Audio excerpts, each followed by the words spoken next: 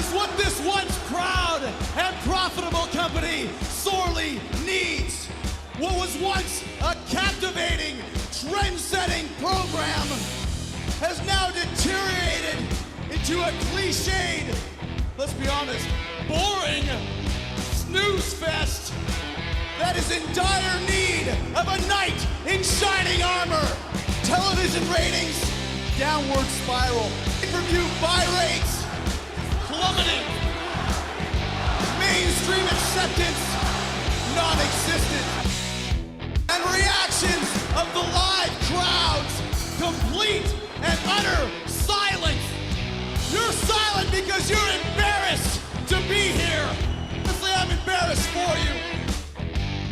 And the reason why you're embarrassed is because of the steady stream of uninteresting, untalented, mediocre sports entertainers who you're forced to cheer for and care for.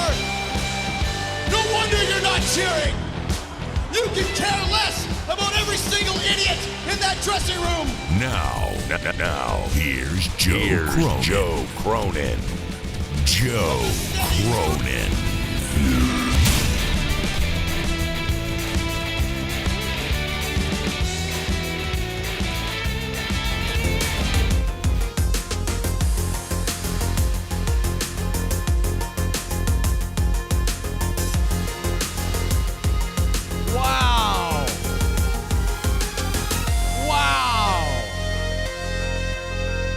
What a show.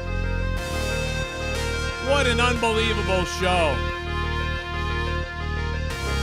Wow.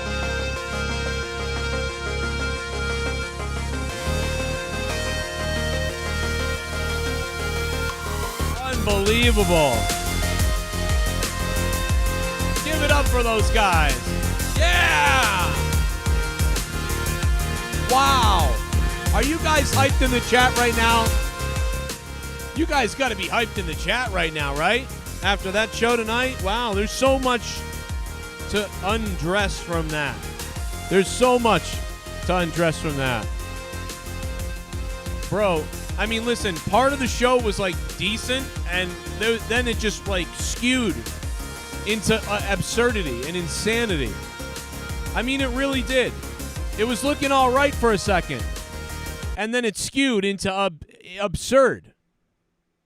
And I'm going to get Jake DeMarco in here and everybody else, and you're all here and we're all ready.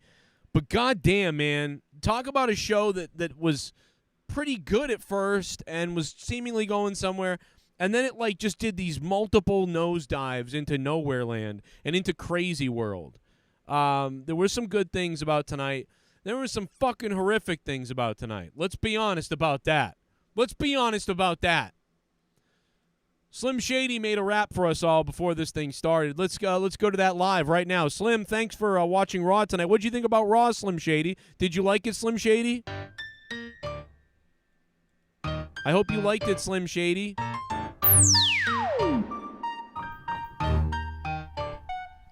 I think that something died inside because I watched Monday Night Raw and it ruined my sex life. My girl saw this trash and ran away, and she said she'd rather be raped by snakes, and she thinks that I'm gay. Raw makes me want to take a chainsaw to my jaw, go full Saudi Arabia and cut my bones off. It's boring listening to the vocabulary of Tom fucking Brokaw. Vince McMahon has gone soft. Enzo was more entertaining than this, but he got let go because some crazy slut felt dissed. This show really missed. Put me in hospice and give me my death wish. I want to slit my wrist. Kids must be pissed because when we were kids, this shit was the best shit to exist. Now Raw's soft, and I want to off myself in front of a whole fucking fan Korsakov. Why is Raw so soft? Raw can suck me off. Oh, thank you, Slim Shady, for that. Really appreciate that. Here we are, ladies and gentlemen. It's the Raw review. I don't know what I just did. We are live. We have watched fucking good stuff, boring stuff, and fucking goddamn weird shit that made no sense all in one night. Part of me is excited about that because normally, I'll tell you what, normally the show is just dead boring. Tonight we saw like some of the worst AEW decision turd involved in WWE while watching the boring parts, but also getting somewhere with some things. And things that at least made you go, what the fuck is that? Do I even need to comment on some of the things from tonight? Do I need to comment on this? Do I need to fucking comment on this at all tonight? Do I need to say anything about this? What can I say about this? All right? What can I say about this that hasn't been said about someone being raped at the gay pride parade? What the hell can I possibly say about this? Okay? Ninja butterfly? What can I say about this? What can I say about this that hasn't been said about pancreatic cancer? What can I say about this that hasn't been said about Richard Simmons' jockstrap after a workout? I mean, listen. Dude, listen. I don't even know. I don't even know anymore what to do. But you know what? Whatever. Vince McMahon and Bruce Pritchard, they're laughing. They're fucking laughing. They're backstage laughing. I think they're jerking off on each other. Vince McMahon is jerking off on Bruce Pritchard, and Bruce Pritchard's jerking off on Vince McMahon, and they're jerking off on each other. They're jerking off on everybody in the backstage. There were some good parts to tonight. And there were some, like I said, boring parts. There were some nice parts. And there was some horrific shit that we saw. Like, breaking this all down is at least going to be more exciting than normal. By the way, the poll is up. What did you guys think of Raw? 310 votes so far. 9% of you said awesome. I'm wondering what kind of handicapped issue you have. 29% of you said okay tonight, which is understandable. And 62% of you said rotten diapers. And I know that's an exciting thing to pick on the poll, so probably, as understandable you'd want to choose that. I get it. Jake's cat just went walking by the screen. That's weird. Fucking cat. Thinks it's a star. But listen, I'm going to start at the beginning. Raw started somewhat like I felt alive a little bit. Okay?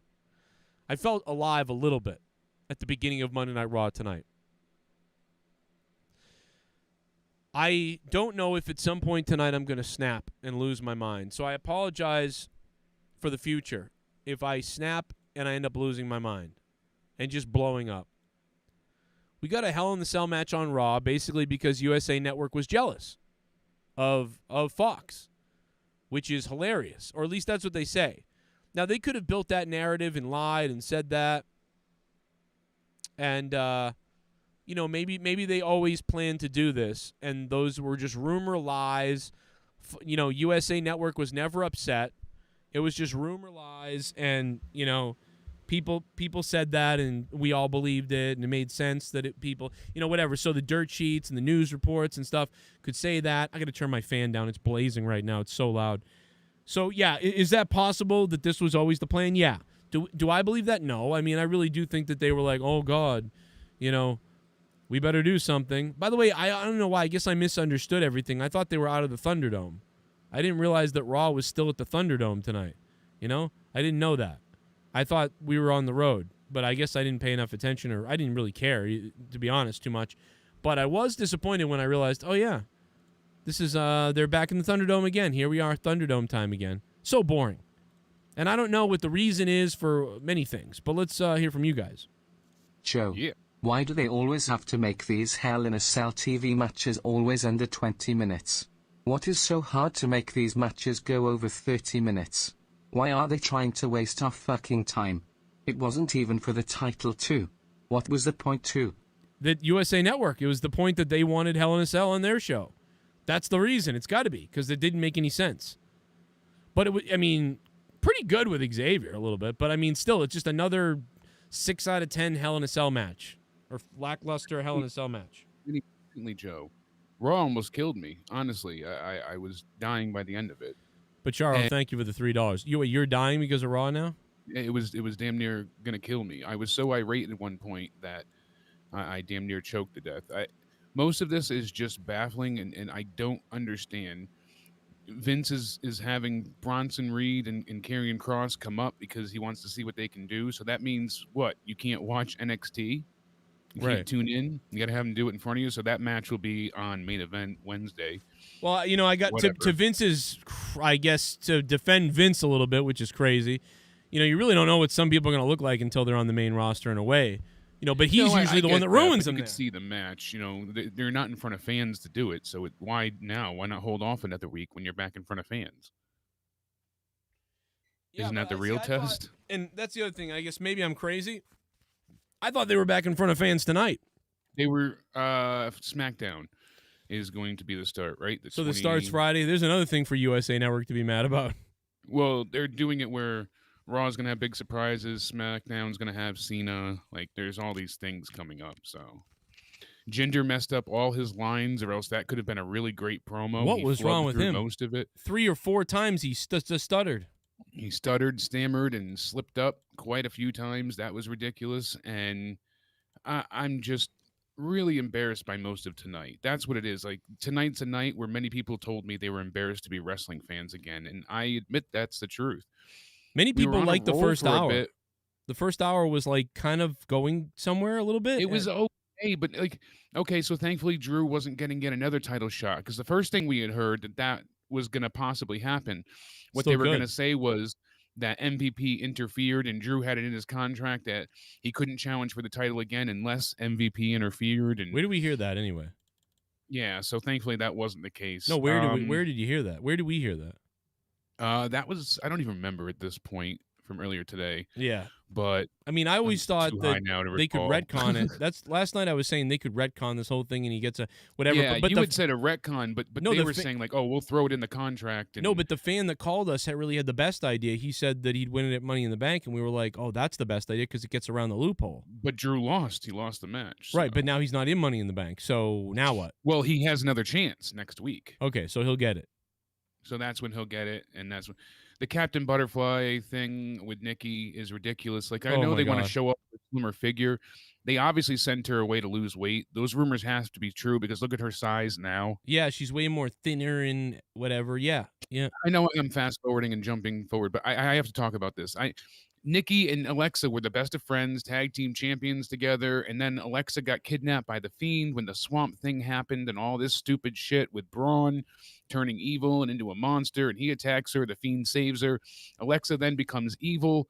She gets possessed. She takes over the gimmick, right? That was pretty much, and she tried to get saved by quite a few people, Nikki Cross being one of them, her best friend, and she beat the crap out of her, and that was it. And they still hated each other. So why are they wrestling together tonight, especially Captain Butterfly and possessed Alexa? They're working together like they're still best friends. There's no issue. I was so confused and just pissed off by that. I mean, it's a bit enamoring and captivating in its own right. They think the audience is just that stupid. I mean, they really feel that the new music for Alexa is good, but it just shows that they are full bore into this gimmick and that it is not going away. So they really don't have plans at this point. And this comes after they already ruined Eva Marie, in my opinion. So this night with the women's was already ridiculous. Now they're doing tag matches for the women's for qualifiers. And I don't know, just Reginald getting involved again. He was more of a focal point than anything. But Alexa and Nikki working together, shouldn't they hate each other? You have one that's a demon possessed, and the other one is a pretend superhero. Joe, fucking explain something to me here. Help.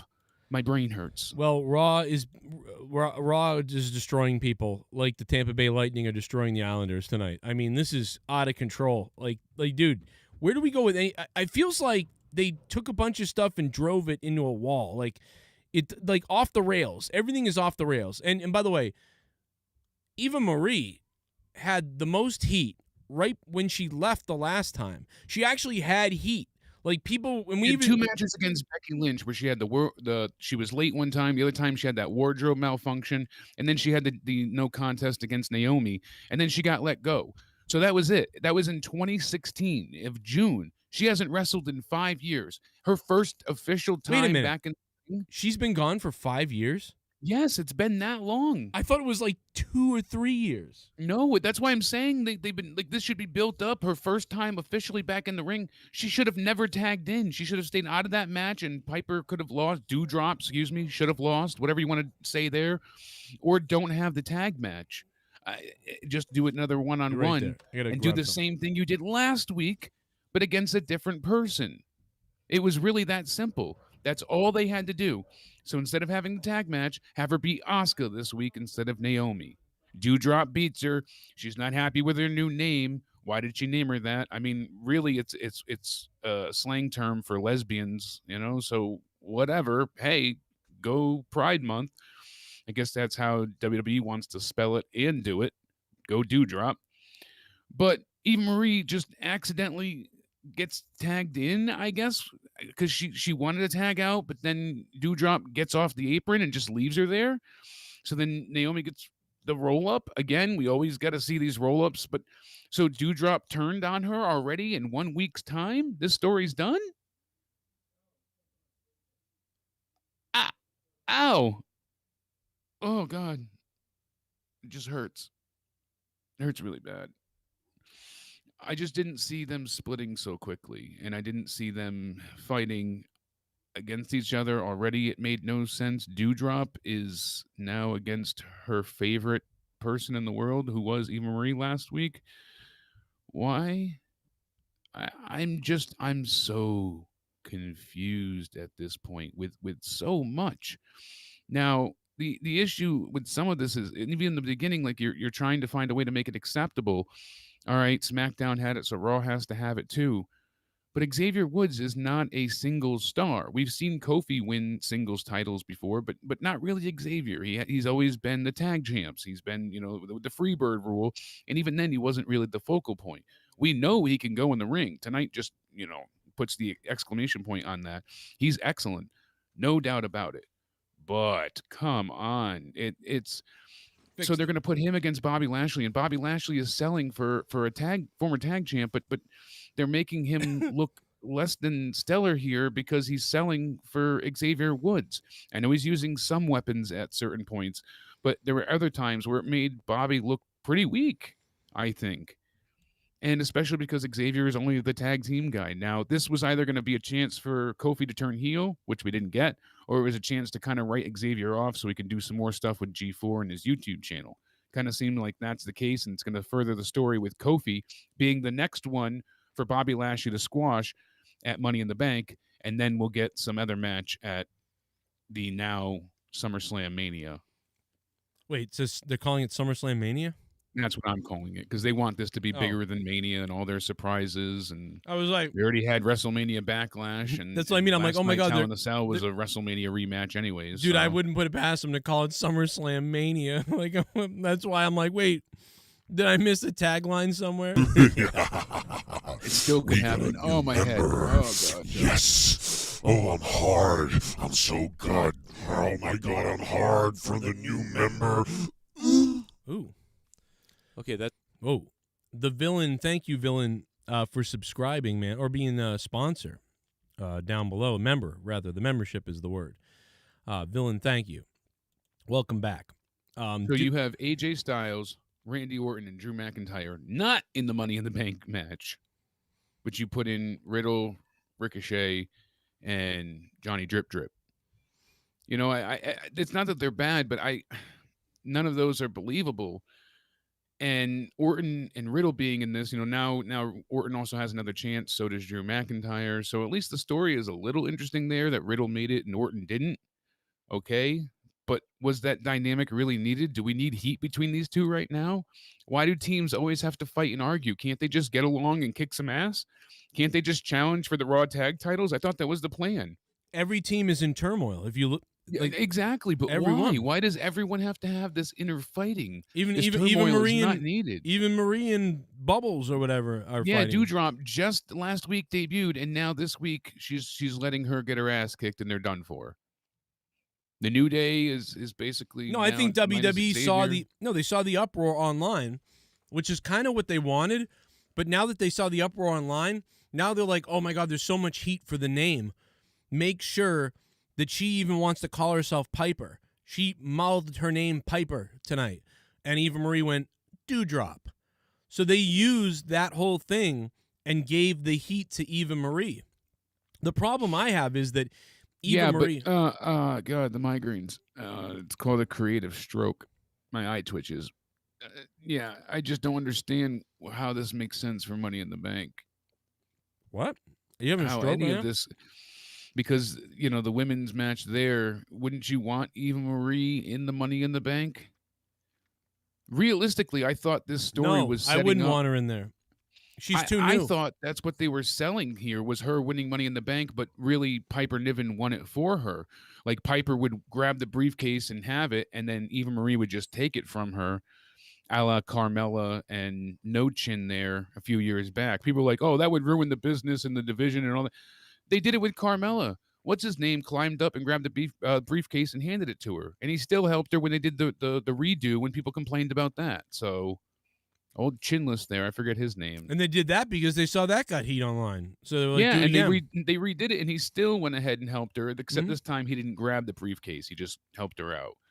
You know. So my point is that I honestly thought that Eva would take the Money in the Bank from Piper Niven. Like I thought that's where they were going with this, and then they could have heat, and there'd be people there. And I think they want to build heat this way, and they want to tell this story separately. That's why I don't. But what heat do they get out of this? Who looks good here? What did they get out of any of this? The people are raging online. They love it. Raging over what though? Piper's it's just, name. To me. Oh, I don't care about the name, and I don't care. Like I said, yeah, I don't care either. Couldn't give a shit. But they see it and they're like, cool, it's working.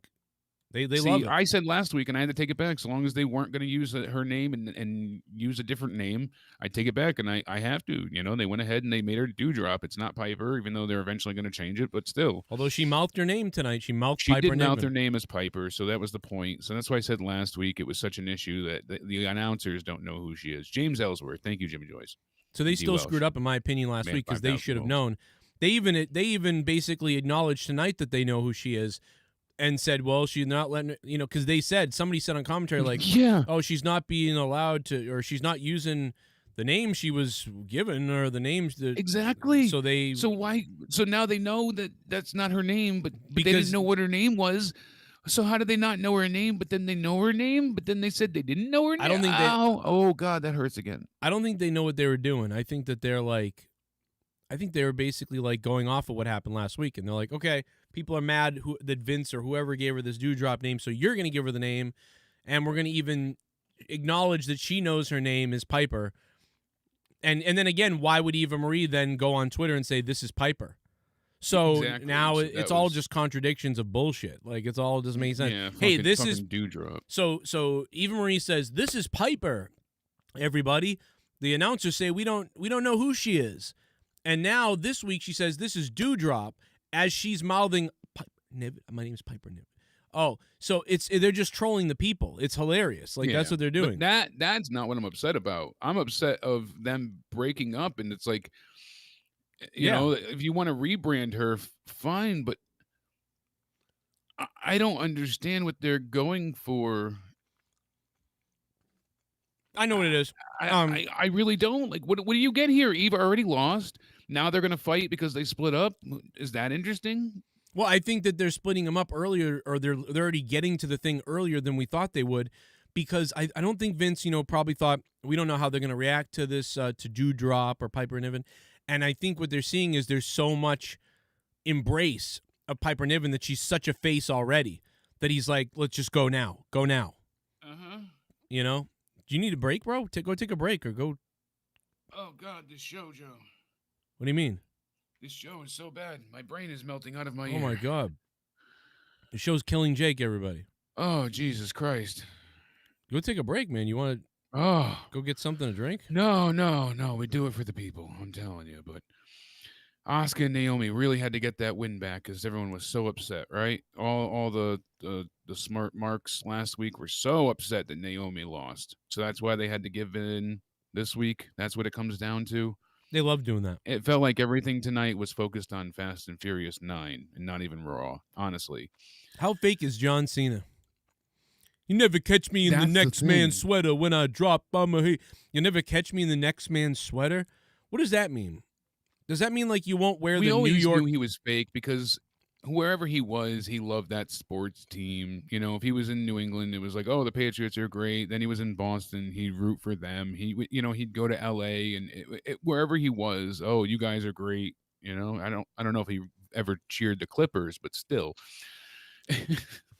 John Cena's he's always been fake like that. He's been a company man, a corporate guy. John Cena's the type of guy that will go to the Make-A-Wish Foundation for the dying cancer kids in America, but in China, he'll cheer the fucking goddamn slave work of the children. You know? He'll literally support the child slavery over in China, but when he comes to, but he'll go to the Make-A-Wish in America. Like he's all over the place. This guy, John Cena, is fake as shit. He is the fakest piece of shit ever. Listening to him sell the Fast and Furious, oh my God, bro. Like, you got to give me, talk about a shill. Dude, super shill. You know? Super, almost as gay as I am. Right. Unbelievable. Exactly. And you know it. I mean, all joking aside, there's just, my brain can't comprehend why they pulled any of this. I mean, besides the online. So Naomi gets the win because she's not going to win. Neither is Asuka. Neither of them is going to be even considered for Money in the Bank. They're literally fodder. They always are. That's how they're treated. We know this. Asuka is never going to be seen as a real star in Vince's eyes. Neither is Naomi. He only, just like my other nickname, that so is theirs. Spare tire. Well, Vince takes them out when he needs them, and then, it's that emergency diversity button whenever he needs Naomi to play that role, and then he'll go ahead and just it's the same thing with so many people. Whenever they fill that role, that's when he has them on. I think he does like Asuka a lot. That's the thing is I don't see that. I've heard before he doesn't understand Asuka, and I believe that. I think it's other people that do enjoy her, like Bruce Pritchard enjoys laughing at Asuka. Somebody does, because Asuka was featured for 2 years, like straight, like very much featured. Yeah, but all that time too, she was losing most of it, and then if she did win, she was pretty much with Kairi Sane.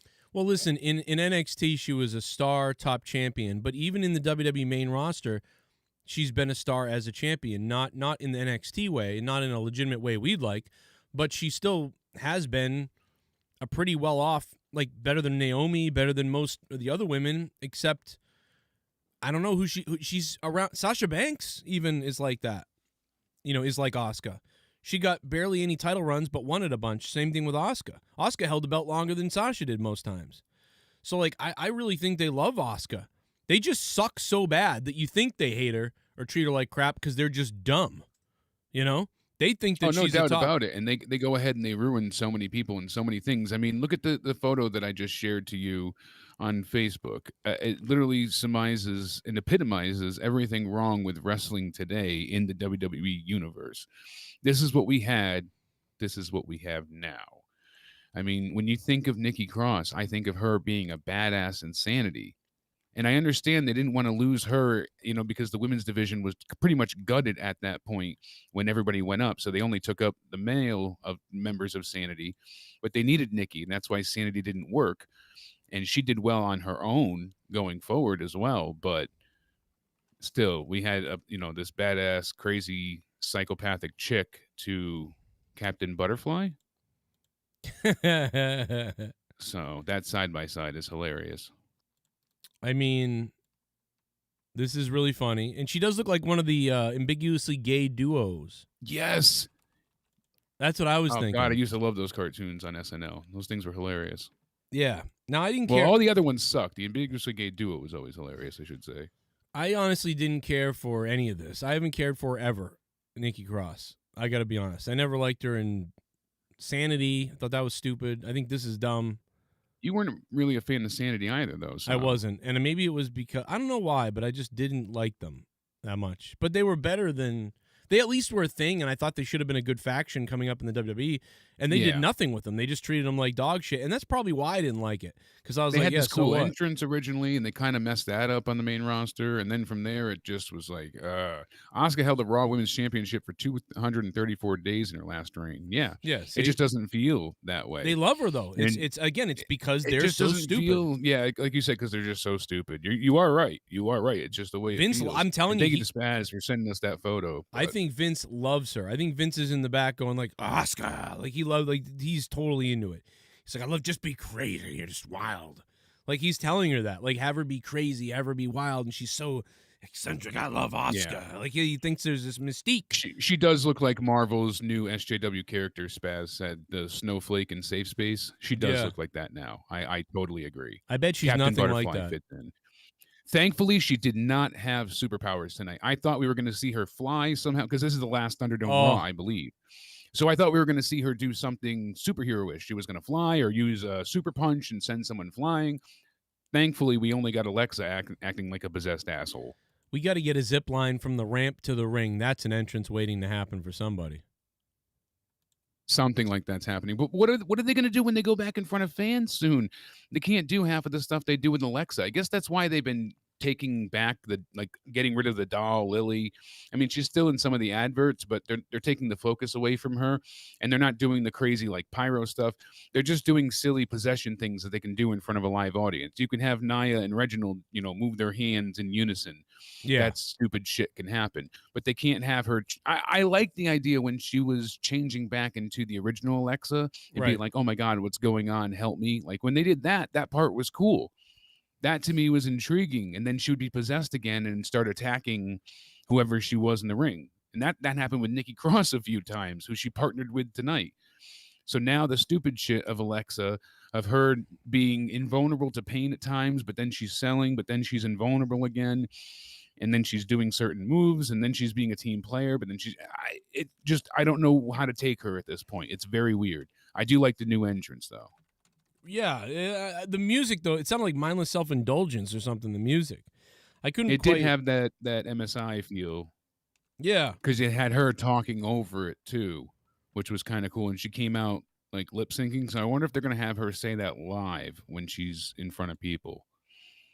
Well, rest in peace to the New York Islanders, man. Holy MSI, what a Christ. callback though. Jesus, yeah, I haven't heard their names. I heard that mix, and I'm like, I just thought of them. I don't know why. I haven't heard them since 2003 probably, but I was like, that sounds like sounds like MSI. I actually couldn't remember I couldn't remember the name for a minute, and I was like, what is it? And I finally figured out that their name was Shit Bomb. Nick Grasso. You become what up, Nick? A shit bomb. WTF happened to Nikki Cross when she become Captain Marvel? BTW I like Alexa Bliss's new theme.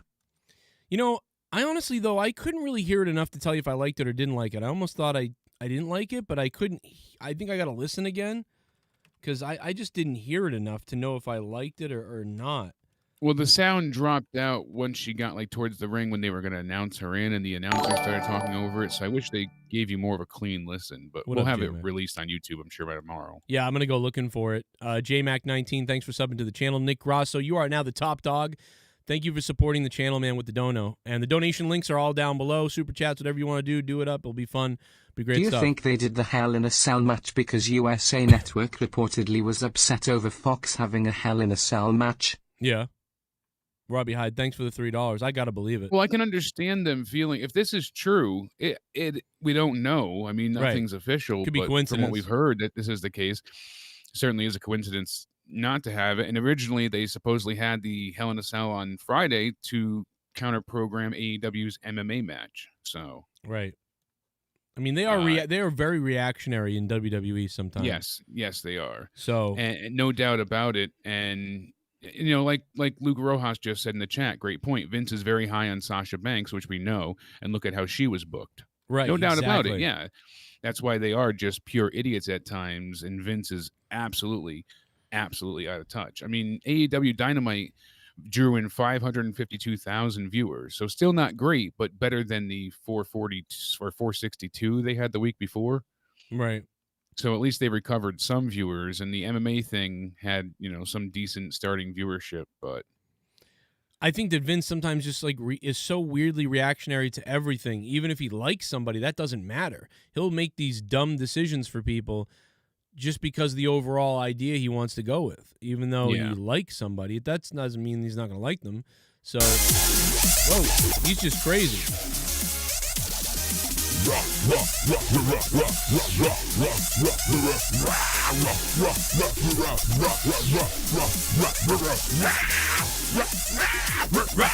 You wanna fucking go with me? I will finish it. Joe, your rapping is godlike. Please drop a rap album. Love the show, thanks, Joe. Bastard Folio. Thank you, Bastard, I guess. Bastard, I mean, well, you could go on Patreon and download over 100-something songs. Even more if you go to the Dropbox link. So that's where all the stuff is. Enjoy it. I don't even remember what I said earlier, but it was something. There's a lot tonight that it felt like just driven off the cliff tonight. A lot of things driven off the cliff, and a lot of things, patterns and stuff finally unfolded.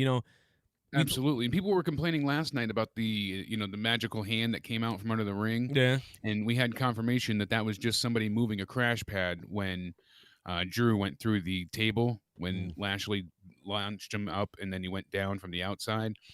So what if they had a crash pad? I don't care that Jericho used a crash pad, when that incident happened. They just made it look bad. This looked good. You didn't see the crash pad at all. And when they cut back to it, the only sign you saw, it was the guy putting a piece of the table back out from under the ring. Yeah. Had they not caught that, you wouldn't have known. It looked really good. Well, we agreed that I don't have an issue with them not killing themselves when fans aren't present. Of course, I want them to use a crash pad. The issue with Jericho, we really determined it, was that the camera angle was wrong. We really determined that the camera angle was the biggest issue. Absolutely. If they had multiple different other camera angles, that would have looked 100 times better. That camera angle from above, it makes you feel like it's not as far of a drop for Jericho. And then on top of it, you see the entire wood cracking. It's just a bad shot. If they had tested multiple different shots, you would have said, no, go with this wide side shot or wide above away shot. Anything. But they went with the tight. First they went with the lower shot, which shows you how close the ground is, and you realize it's not that far.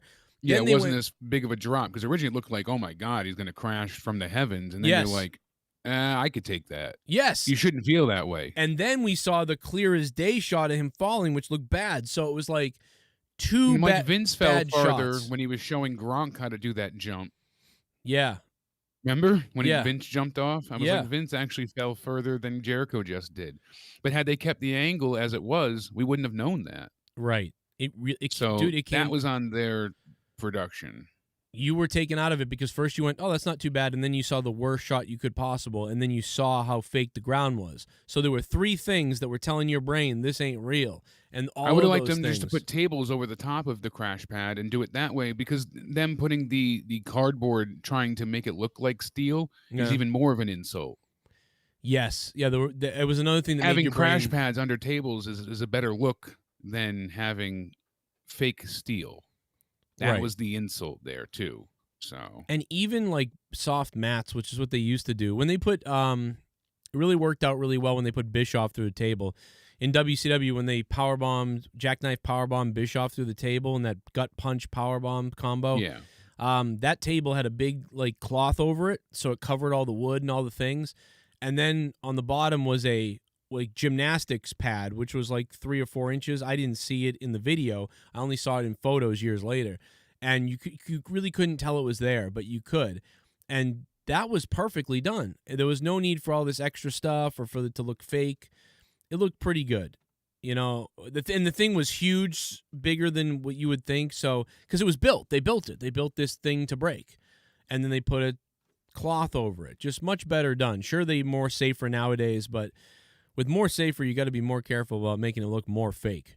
And this, well, let's go to another dono here. Let's see. No doubt. Nikki Cross couldn't have even been a superhero in the movie Kick-Ass. No doubt about it, Robbie Hyde. Kind of looked like that. I still think very ambiguously gay duo.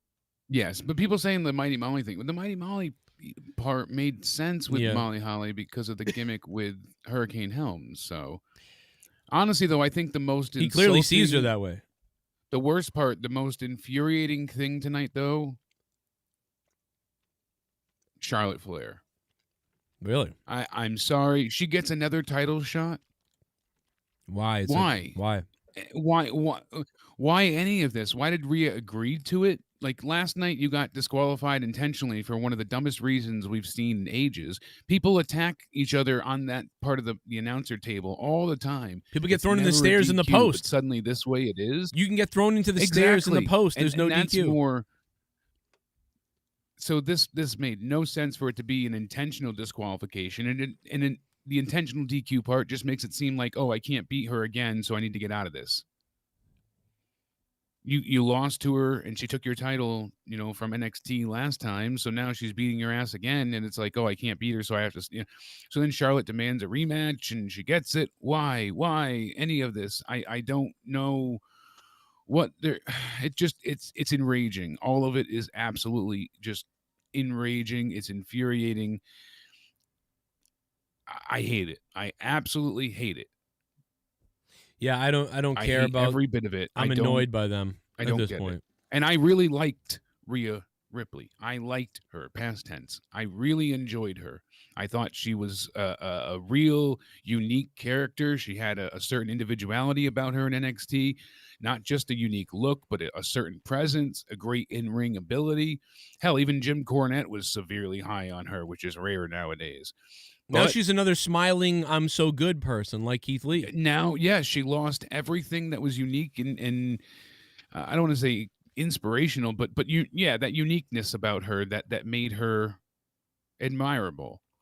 All of that is gone. She worked as a heel, she worked as a face. Now nothing. Now it's I don't know. She's boring like Shayna Keith Lee. Baszler is dead. It complete crap. Nia can never lose. Oh, by the way, rest in peace Damien Priest career now also. Completely off TV since the dogshit zombie crap. They are placing blame on him. Yeah, they've been waiting to place blame on Damien Priest. They wanted to do it with Bad Bunny. Now they're doing it here, it looks like. Well, also, they made Damien Priest talk like every good guy. Like they didn't know what to do with him. They don't know how to make him cool or whatever. Instead, he's going to be the good guy. And since he's not that anymore, now they don't know what to do with him after doing the worst shit with him ever. And it's not his fault. It's their fault. And again, he sucks. Like, I'm sorry, Damien Priest, he was great in NXT or whatever. He sucks. Yeah, but, I mean, he's even out right now. Ryback banned me today cause I donated. Joe Cronin says you suck and suicide is an option. Or was Nikki Cross supposed to be Captain Fat Crack Dad? Oh, God, that's terrible. What the hell? She's not even overweight at this point. Oh, I meant Ryback taken seriously. No. What the donator said, AJ Adams. Yeah. No, what he said about Ryback. Oh, yeah. No. What he was saying about Nikki Cross being Captain Fat Crack Tart. No, she's hot. I think she looks hot now. Like, I don't know. I think she looks great, yeah. I'd rip that little hole between the pants. I'll rip it out. So here's the thing, though. You have two WWE officials in the ring, and they're basically upset that Rhea abused the rules, but they don't care that MVP got involved in the Hell in a Cell. Right. Yeah, they didn't. They so didn't many see of that. These things, yeah, don't make sense, and you can't have one without the other. And I get it, but this whole show. And people are like, well, there's no rules in Hell in a Cell, but that was the agreement to no one entering the cell. That was the purpose of the match, and that's why it was Drew's final match, and that's what they signed the agreement to in the contract. So it's just. All this kind of logic is just absent, and they need someone there. We said a while ago, desperately for continuity. They need someone to be like, no, you can't do that because you said this last week, or you can't have that title match because you gave him 3. Drew McIntyre has lost shit both times he's been in a Hell in a Cell. You become a shit bomb. How WWE was a 7.5 out of 10. Not Nikki Cross was great. Yeah, Nikki Cross was Todd, great, fair but I thing. wouldn't give it that high of a score, Todd. But thank you, Todd. Dropping $20. Hell yeah. What's weird is tonight he gives it a lower rating than normal. He normally gives it a 10. Tonight there was actually better stuff than usual in some cases, and he gave it a 7.5. He gives it a lower rating, so can't figure out his scale. But it's just like all of this is baffling to me. It's okay because Todd Fair is the king, by the way. MVP can do it, but they get mad when Rhea abuses the rules, and it's like there's so many things of like cheating, and so Drew was the biggest babyface they had, the one that all the fans got behind last year's Royal Rumble. That Drew was incredible, and the build-up and everyone cheering. Then he wins, but he doesn't win in front of fans at Mania. He beats Lesnar. He conquers the Beast. No fans, no Thunderdome, just silence. And then he has to face Big Show right after. God, that sucked. So all of this stuff, his title run wasn't great, but he held the company through the pandemic and did every week. He busted his ass week in and week out, cutting great promos, wrestling. I mean, I can't think of a bad match Drew has had. Even if when it's repeat BS, I always want to see what he does in the ring. I think he's entertaining. But now it's getting less than robust and just constantly repetitive. And he's lost so many times that even I, a proponent of his, can't find it in me. There's no willpower left to give a damn about him. He lost both Hell in a Cell matches. He lost at WrestleMania clean every time. He lost to Orton. Now he lost to Lashley in Hell in a Cell. So that's just a repeat for him again. But why do they then do he gets this? rolled up tonight. He got rolled up last night and he gets rolled up again tonight. Why don't they go right into a program with somebody else in an intense rivalry? Why don't they go right into Drew McIntyre versus somebody? Like back in the day, if The Undertaker was around, I would have had him get into a match with The Undertaker, and now they're in a feud, and it leads to some match, and like it's just keep there it, is keep no running. big somebody for him to face right now and to get his power back, to get his good graces back, though. What about who does he beat? Sheamus? He's going to take the U.S. title? That feels like such a diminished devaluation, honestly. And we've already seen them face each other 1,000 times. Everyone's like, oh, he's going to go for the U.S. title. That he needs to go to SmackDown, at least for the IC title, or something else, go against Roman. I mean, there's nothing left for him here. There's no one for him to face. There's nothing interesting. He's already feuded with Orton 1,000 times. So now if he feuds with Riddle, Orton's going to get involved. That's a bad idea. Get that the fuck away from all of us. Please, no more Orton and Drew. Right. My God, I can't take it. But then he got rolled up again tonight. Again. How does this happen? Now he's, the fruit roll up. Why not just we all said Jinder Mahal. Why not just move Jinder Mahal against Drew McIntyre right now? See, that's what I was talking about. There's no title. That's the issue. Like We don't need one. It was Fuck it. I know we don't need the title, but it would have meant so much more to see, the former WWE champion trying to get his title back after going on a great win streak with his two new, Bruiser Brody looking bastards behind him. And then he's going to go ahead and be a real threat to Drew's title reign. You could even have him take it from Drew at SummerSlam. Had Drew held it this whole time. And I would be happy to see Jinder champion at that point if they built it right. But now there's no interest and no story because the 3MB thing kind of feels like an afterthought. But I don't care. Like, I'm not going to say no to that. Give me Jinder and Drew. Like, just do something. Yeah, it's better than it's something. I'll take it. No doubt about it. Dude, and I'm sure they'll do great. But tonight, I would have had Drew get hit by a car in the parking lot. And you don't know what the hell just happened. Who the hell would hit Drew with a car? And then have it be Jinder Mahal. And it's going back to Jinder Mahal thinks like he was screwed over by Drew. I worked out to get in this shape and come back, and whatever.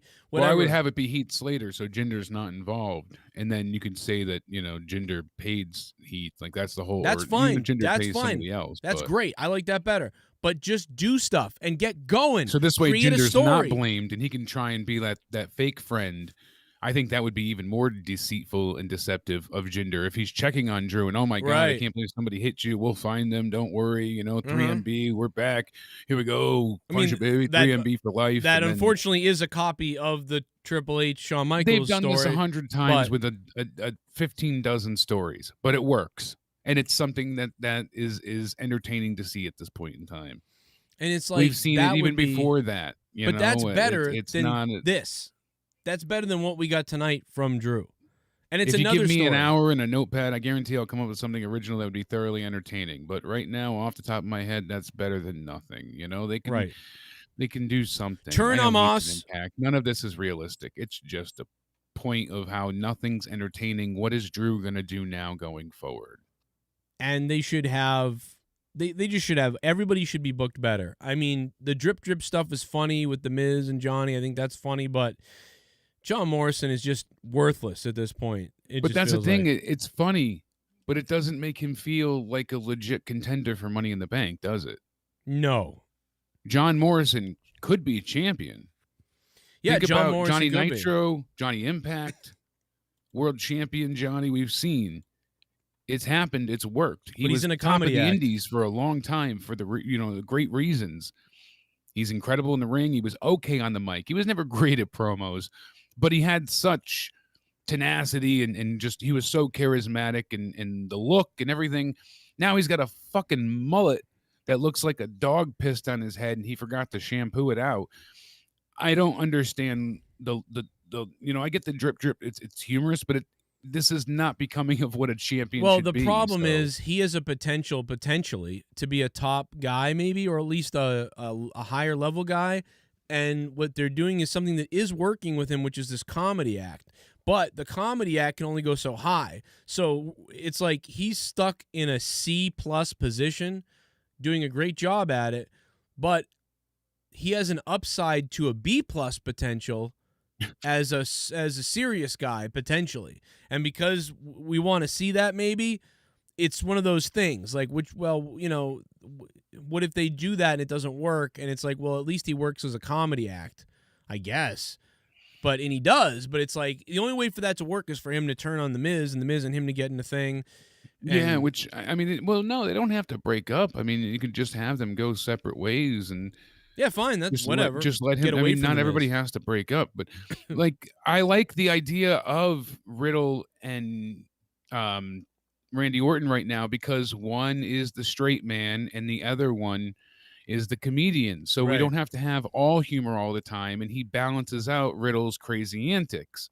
And then when you do get humor from Randy, it's funny because it's unexpected, comes out of nowhere, and it's usually pretty comical.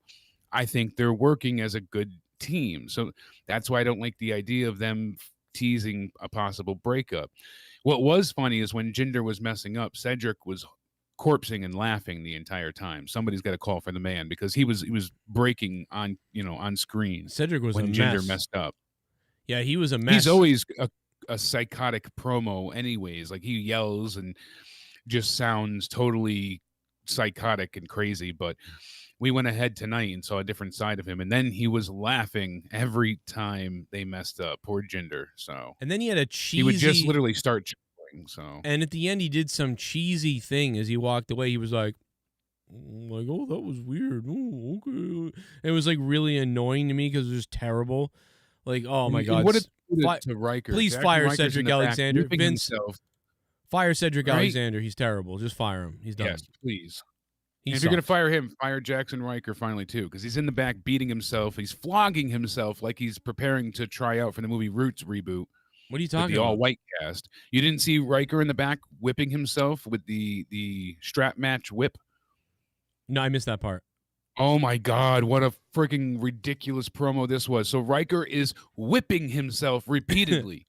He's standing there shirtless, just whipping himself with a strap match. Yeah. Strap, and just really going in on himself. And Mansoor was going to come in and ask him for advice, but he's just looking at him all crazy. Horrible, horrible segment. But again, so bad it was good because you're laughing at it. Now Mansoor was like, "Oh, I was going to, ask some advice, and I figured it was a lost cause." And he starts to leave, and he's walking away, and Ryker, after he's got this intense stare, he goes, "Never let the enemy escape." And I start just dying. Oh my god, I gotta watch the way he this. delivered it. So now Ryker keeps going on, and he's like, so Mansoor is trying to sell it, and he's like, "What'd you say?" And he's like, "Never let the enemy escape." And then he goes on this like crazy diatribe of a soliloquy of like, you let your enemy leave you, and if they start to leave, you could never let them escape, and that's why I'm gonna have a strap match so Elias can't run away. And it was so contrived and ridiculous that it was frigging hilarious. But when he ever said those friggin' "never let the enemy escape," like just the way he said it was fucking hilarious. Wow. And I usually like Ryker, but this whole PTSD deranged soldier thing is going to end up being very disrespectful, I think, the more they go with it. So they got to be real careful with this PTS gimmick. It's not offending me by any means. That's not what I'm saying, but I imagine it's going to offend people soon. So if I was WWE, they better toe the line. Ryker's not bad, but this gimmick is going to cause some problems. And now that they're having a strap match, it explains why Elias has been running away the past few weeks. That's a good solution for it. I'm not hating it. But that whole thing with Mansoor and then Mustafa Ali shows up, and he basically says that, "Oh, you're asking all the wrong questions and talking to all the wrong people." And that's when Ryker just starts whipping himself again. I got it right here. Let me see. Let your enemy It was escape. just so weird. I didn't hear this, so. What exactly are you doing? Got it. I'll leave you to that. Never let your enemy escape. What? You asked for advice, right? Never let your enemy escape. Because you see, more often than not, those closest to you are wolves in sheep's clothing. That's true. So when you learn who your enemy is, never let them escape. And that's why next week, I'm facing Elias in a strap match. And when our hands are bound together, there'll be no place for Elias to run, no place for Elias to hide. I don't know. I guess I didn't think it was as bad.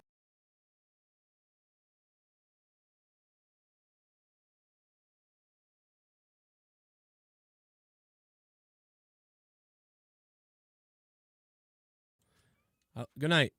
I don't know. This is I don't know. I guess. You know, Elias is all about that music. Next week, the greatest hits, the tune heard around the world will be the sound of this strap smacking his flesh. I mean, I don't know. It's not that bad to me. I got to be honest. I thought that was going to be hilarious. It kind of is funny a little bit. Definitely. It's not as, I don't know. That's not as bad as I thought it was going to be. I guess I do think Cedric is worse. I think he's terrible. This wasn't too bad to me. MT Holmes, thanks for subbing to the channel. What's going on, man? Yeah, Jaxson Ryker is the gun at work guy, I believe. We're going to find out. We're going to the donos, guys. Got lots coming in. Shout out to Todd Fair for being the king and coming in tonight. Duncachino? Will Don't Federico. mind if I do. What's my name? Duncachino. It's a whole new game. Duncachino. You want creamy goodness? I'm your friend. Say hello to my chocolate blend. When will we see Cena? I don't think we're going to see Cena until right as we get into the SummerSlam build. So, I don't know, second week of July, maybe. How about after whatever Raw happens between July 9th and July 25th? Somewhere in there. Somewhere in mid-July. How about that? So somewhere in mid-July we'll see John Cena, I think. After the Fast and the Furious movie completes itself and whatever else. And that's my guess. Siraj Ahmad, I'm not even going to try your last name, but thank you for subbing to the channel, man. I appreciate it. Siraj, thank you. Yeah, I don't know. I told you that stuff was like terribly hilarious, but I don't know if we have to wait till July 17th and we have the Thunderdome till then. You become oh no, a shit bomb. When is the Thunderdome over? Yeah, that's the point. Yeah, famous BS gimmick got stolen again by Jinder. Yeah, Jinder stole famous B's gimmick again. Well, because he said to call him or whatever. Alex Oli, thanks for the $2. Okay, the final show is in the Thunderdome is scheduled for Monday, July 12th. There you go. After that. So there you go, mid-July. Oh, God. So that week is when Cena returns, the 17th. Yep. So right there. I'm fucking dead smack. Boom. Yep. And NXT will continue to run out of its Capitol Wrestling Center, which is produced in the WWE Performance Center. Oh. And that first show is, I believe, going to be the one where it resumes in Texas, right? SmackDown is July 16th in the Houston Toyota Center. 2 days later, the Money in the Bank pay-per-view is on the 18th, and then Raw is on the 19th in the American Airlines Center in Dallas, and the pay-per-views in the Dickies Arena in Fort Worth. Sorry. You beat me to it. I had to do it. So we have to deal with this for basically another 3 weeks. Great. You save, thanks for subbing. Yeah, see, I thought we were going to get out of the Thunderdome this week or next. This sucks that we have to wait another 3 weeks. I don't know why we're not. Oh, this is punishment. What yeah. did we do? This is going to be bad the next 3 weeks, I guess. I mean, I can't wait for the fans to boo this shit live. That's what I'm excited about. That's fucked up, too. But that's what it is. I can't wait to boo it live. Or like, because at first people will be happy and they might cheer and stuff. But Jesus, I think they're going to start taking over shit. Like, after a while. Once the honeymoon period ends. But see, that's what WWE doesn't want to happen. That's why they're bringing back Cena and all this stuff. Because then people are going to cheer and be like, wow. Exactly. So when they are live, they'll have Becky Lynch come back on Raw. Right. And then on SmackDown, they'll have John Cena. I'm sorry. I'm still laughing at you know, everybody in sheep's clothing, you know, and it's not like Ryker saying anything wrong. It was just his delivery that made me crack up. All that whole thing was just hilarious. Thanks, man. Like, so bad it was good. Thanks, man. Why is Mansoor standing right next to Ali? Why is he right there? Asking all of the wrong questions. Asking all the wrong questions. He yells it. And it's like, what was he doing just standing there awkwardly? Why was he listening to their conversation? Yeah. How does he know he's asking all the wrong questions? Like, what? Why are you being a creep, Ali? So that's what makes it even better. And then the whole retort, and then he just starts whipping himself again. Like, oh my God. That's funny. I thought he was pretty good, though. I didn't think it was as funny, I guess, but it was funny. It was funny. It just, I guess it's just because it caught me off guard. Yeah. And if I didn't explain it to you, maybe you had watched it. Your explanation made me die laughing. Like, you know, so it's just the way they did it, and it was so random, and he's whipping himself. It's just, it's so kind of like ridiculous. it's kind of like the mirror thing with Mojo Rawley almost. How that made me laugh, like because it was so dumb. It was like, are they really doing this thing where he stares in the mirror and goes, "Figure it out, shit bomb." You become a shit bomb. Yo, man of 1,005 holds. Stand back. There's a butterfly coming through. Stand back. How funny would it be by. if Alexa had a huge butt, like a fly swatter, and that was how she took out the butterfly? Oh God! Like a comically large fly swatter, but made of like razor blades and metal. When do you think her music goes up on YouTube? Alexa, Man of 1,005 volts, especially with her musician fiance. Oh yeah. I'm the crazy guy that finds something to like on even the worst shows, but God shoot me in the face tonight. The social media retards being on blast was more entertaining. Fast 9 is a better WWE show than Raw. Yeah, listen, I hate started Fast. a bit of a fight on Twitter, and Spaz just couldn't take what he couldn't take anymore. Wait, what happened? Not with him and I, but you know, just people being idiots on Twitter and arguing some really crazy points, being shills for WWE. And there's the bots are out all the time. Yeah, not just the bots, but some of the mindless people as well. And it combined between the two, it was pretty Well, enraging listen, at times. they're in the Matrix. They don't want to think about, and that's fine. There's people that don't want to criticize the show. They just want to watch it and like it. That's all. You become I get it. A shit bomb. Soundwave, what's up? Okay, that was probably the weirdest Raw I have seen in quite a while, but my question is, what in absolute hell happened to Nikki Cross? A superhero gimmick? Did I get amnesia, or did Vince decide now to remember she existed? Well, they took what they were going to do with Ricochet, and they did it with her. Vince was like, I'll be damned if I don't get my superhero. And shout out to Soundwave. Was that Soundwave? No, that was Todd Fair. Oh, no, that was the Soundwave 92 tying Todd Fair for the top dog. Thank you, guys. Fucking keeping the shows alive. Thank you. Hurricane Helms is agreeing with, DJ Rand, what he said. And this is from a while back, but it's so true. And he just reminded me. He said, my homie from WCW days, and it's so true. How do you know if you really love what you do? You would do it for free. But let's not give any of these fuckers any ideas. And that's the truth. Commentary, what we do on YouTube, all of it. We love doing what we do, but can't do it for free. And they're going to certainly damage enough people's reputation and turn away enough fans that they're not going to be able to do this anymore. So DJ Rand, funny enough, you brought that up. But yeah, it's funny enough you bring up Hurricane Helms, or we're talking about the new butterfly, because everyone's saying it's Molly Holly's gimmick, and I don't even see it that way, because Molly Holly's gimmick made sense with the evolution of how it turned into a superhero thing. It did give you such Molly Holly vibes, because it had the vibes of but don't you remember, Jake? Vince loves Mighty Mouse. Yeah, he does. Remember, he's obsessed with it. He wanted Neville to be Mighty Mouse, and dude, the guy can't stop. He's like, here do it again. He comes to save the day. Yeah, absolutely. He loves Mighty Mouse. He saw Owen Hart like that at times. That's true. Blazer. He saw so many people as Mighty Mouse. No doubt. It's the absolute truth. He loves that style of gimmick. Thank God for AJ Styles. He saw a bulldog, because he saw a pit bull or a bulldog. He said, so thank God he saw that in AJ Styles. If he didn't see that, he would have been another Mighty Mouse probably, because he's got the look for that. fucking Vince, man. I mean, every time. I mean, everything you hear about Vince and what he likes and how he thinks of things, like you see it repeating every 10 years. It starts to repeat again because he's. You need new ideas. Duncachino? Yeah. Don't mind if I No do. doubt. What's my name? Duncachino. It's a whole new game. Duncachino. You want creamy goodness? I'm your friend. Say hello to my chocolate blend. Nikki is now Mighty Molly, although she does look decent in the outfit with her booty poking out. Yeah, she does look good. I agree. Mighty Molly. That's what it looked like. Everybody thought of that. Dude, how is Molly Holly's got to be looking at this? Like, what the fuck?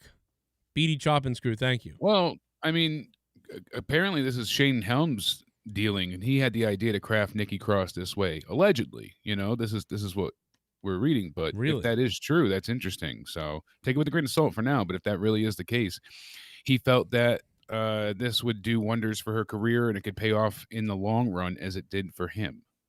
Oh, well. So if Shane Helms really feels that way and did this, we'll see what happens with it. It might work. It might work in front of. It might catch on with young fans. It could be a Matt Hardy situation where when Matt Hardy was doing the deletion stuff the first week, we were like, oh my God, his career's over. What the fuck happened to Matt Hardy? He's ruined what have they himself. done to wrestling? Brother Nero, we're like, oh my God, what is this crazy contract signing? I knew you'd come, and we're like, all right, this is nuts. It took 3 weeks for that to finally for us to be like, wow, this is actually something.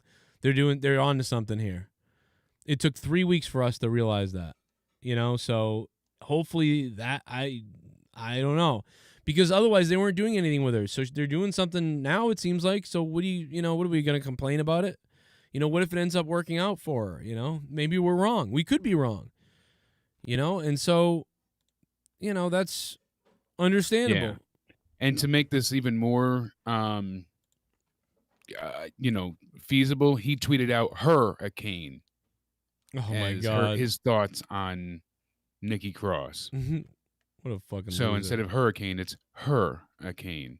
So DJ Rand, I think, is onto something here. I think that is legit, and it really seems like he is involved, and this seems to be his idea, because now it'll be Hurricane, and that goes with so much of the Batwomen dialogue that they have nowadays that they want. And Hurricane's this kind of makes sense with the two new women writers that hate men and want to change everything to females we were talking about. But Hurricane especially Helms white is men. one of those. Hurricane Helms is a crazy left-wing person. Really? You ever read his Twitter? No, not often. I unless I'm like, honestly, I don't go through all that much of Twitter, unless I usually just check notifications. Unless, well, I just see him always something. posting stuff that's like political. I just saw him like, all right, this guy's whacked out. Yeah. Oh, there's quite a few in the wrestling business. So, I mean, it's pretty crazy because, like, I mean, a lot of people can be whacked out no matter what. But I mean, I don't know. He's got that vibe. I don't think he's that bad, but I don't know. He might be. Who knows what people are anymore? But he's nuts about some bullshit.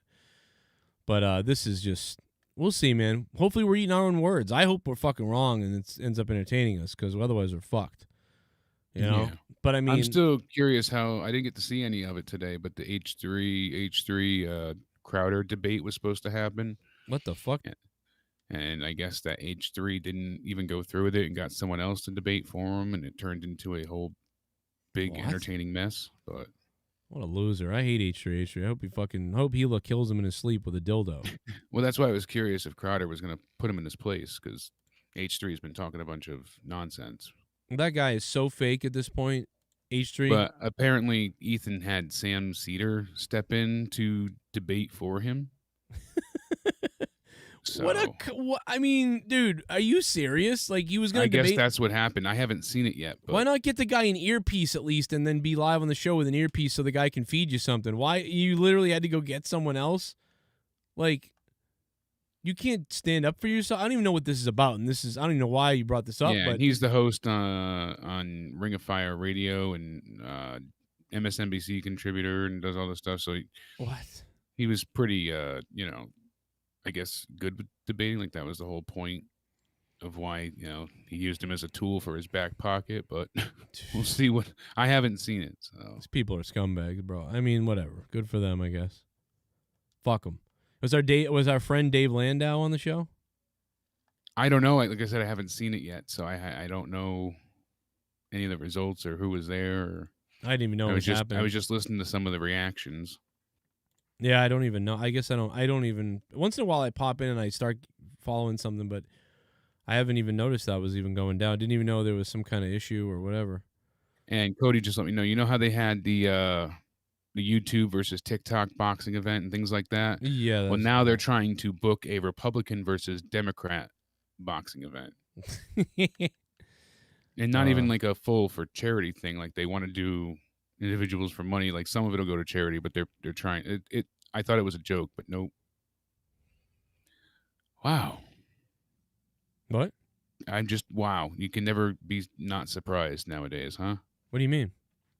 They would really go through with that, a Republican versus Democrat boxing fight. Yeah. You know, to go see the members of the Senate and my House money's, of Republicans my money's beating on the the snot out of each other. Well, my money's on the Republicans. No doubt. I mean, in a fight. I mean, come on. Yeah. The Democrats would just cry, and I'm able to admit that. And that's okay, because that's listen, that's the makeup of the people. You want people on the left to be the more emotional and the more, social type and whatever, and environmental people, and you want the people on the right to be more about like, how do we use the money in a certain way and how do we do these things. You want that to have, want these different balances of people, but chances are the alphas are more on the right. My guess. Yeah. I mean, obviously. Especially with the ego-driven, eccentric nature. I could see that being the truth. Oh, it's absolutely. But it's just the point of like the boxing thing is what baffles me. I'm already so exhausted with all the silly boxing stuff. Yeah, dude. I won't watch it because fuck boxing, dude. Unless you're gonna have. They've turned boxing into a total travesty and a joke at this point. I used to be a huge follower of boxing and loved, watching Golden Glove finals and seeing there was an art to it, a real art, and now it's all. Everybody said it at that press conference for both fights. Oh, it's all about money. I did it for money. It's all about money, and not to say that fighters didn't always, love the purse and the prize, but Mike Tyson wasn't there just for money. He even said that it was about pride and power and beating people's ass and killing motherfuckers. There was a certain respect to it. It's gone now. It's just a joke. Can I register to be in the boxing fight as an independent? You can. For the upcoming. They're looking for another YouTube section. So. I need to be the independent guy. Let's go. I'll fight everybody. Yeah, D. Welsh is right. Don Callis being fired on Impact was hilarious. If anybody didn't see that with Tommy Dreamer, it was damn entertaining. It's better than Raw. And that, at least continuity-wise, makes sense because his backstage role with Impact was done. So now he is just AEW's problem with Kenny Omega. Okay. So that's good. His focus can be there, and he wanted to be away from Impact, TNA, whatever the hell you want to call him. Okay. I like him. Mitch I love B, him. Welcome back. He said he just got home from jail today. Oh. Holy crap. Welcome back. Depending on what he did, I guess. Welcome back. Yeah. Well, welcome back to society, at least. I think that they should. I don't even know, man. The idea. I can't believe how Raw was tonight. It was raw. And I don't mean to say that like sounding cliche and stupid, but it really was. It was barely cooked. No idea was fully fleshed and done. Everything was par cooked. Nothing was finished. You're walking away from this with food poisoning. I give tonight, honestly, a 2. And that's Xavier Woods is always impressive. I feel terrible giving it that low of a score, but nothing made sense. Bobby Lashley had a hellacious match last night with Drew, and Drew tonight with bruises across his back just as much. Lashley's tore up here. Literally, he's got tegaderm and gauze covering where he got ripped open from the stairs. They went through hell last night, beating each other for a stupid roll-up victory. Drew gets rolled up again tonight after killing his body with Riddle again, with no fans in attendance. And then I give the review a 2, and it's like, oh yeah, I feel like an asshole, but it's the truth. It's what they give us. It's what it comes down to. I mean, so just because they have a few good matches, a 13-minute Hell in a Cell broken up with 2 commercial breaks for your main event is a joke. I mean, when would we ever have a sub 15-minute Hell in a Cell? I mean, it's in this nature with commercial breaks. It's like, oh my God. Well, they figure, Bobby Lashley will beat him quickly, I guess. But it's just like, why even without the runtime? It's the runoff and everything else. It's a mess. Mitch was only there for a day. He got a DUI, drunk from Father's Day, drinking, and that's not good. Don't drink and drive. Oh, you got Thankfully, a DUI. you're okay, and everybody, yeah. It so. killed a couple of turkeys. Don't drink and drive. That's a bad thing. But thankfully, you're okay. Told and you. Everybody's okay. He's like, oh, I ran over a kid, but they let me out. It's okay. Yeah, oh, welcome back. I hit a nun, 2 toddlers. PW Hustle Zone. Thank you, Michael, for subbing. What do you give tonight's Raw? I mean, there was a few decent things, but like you said, it just wasn't anything worthy enough. They're going to build towards Kofi, but Kofi's not going to beat Lashley. Then maybe he'll turn heel, but even then, still, right? Who cares?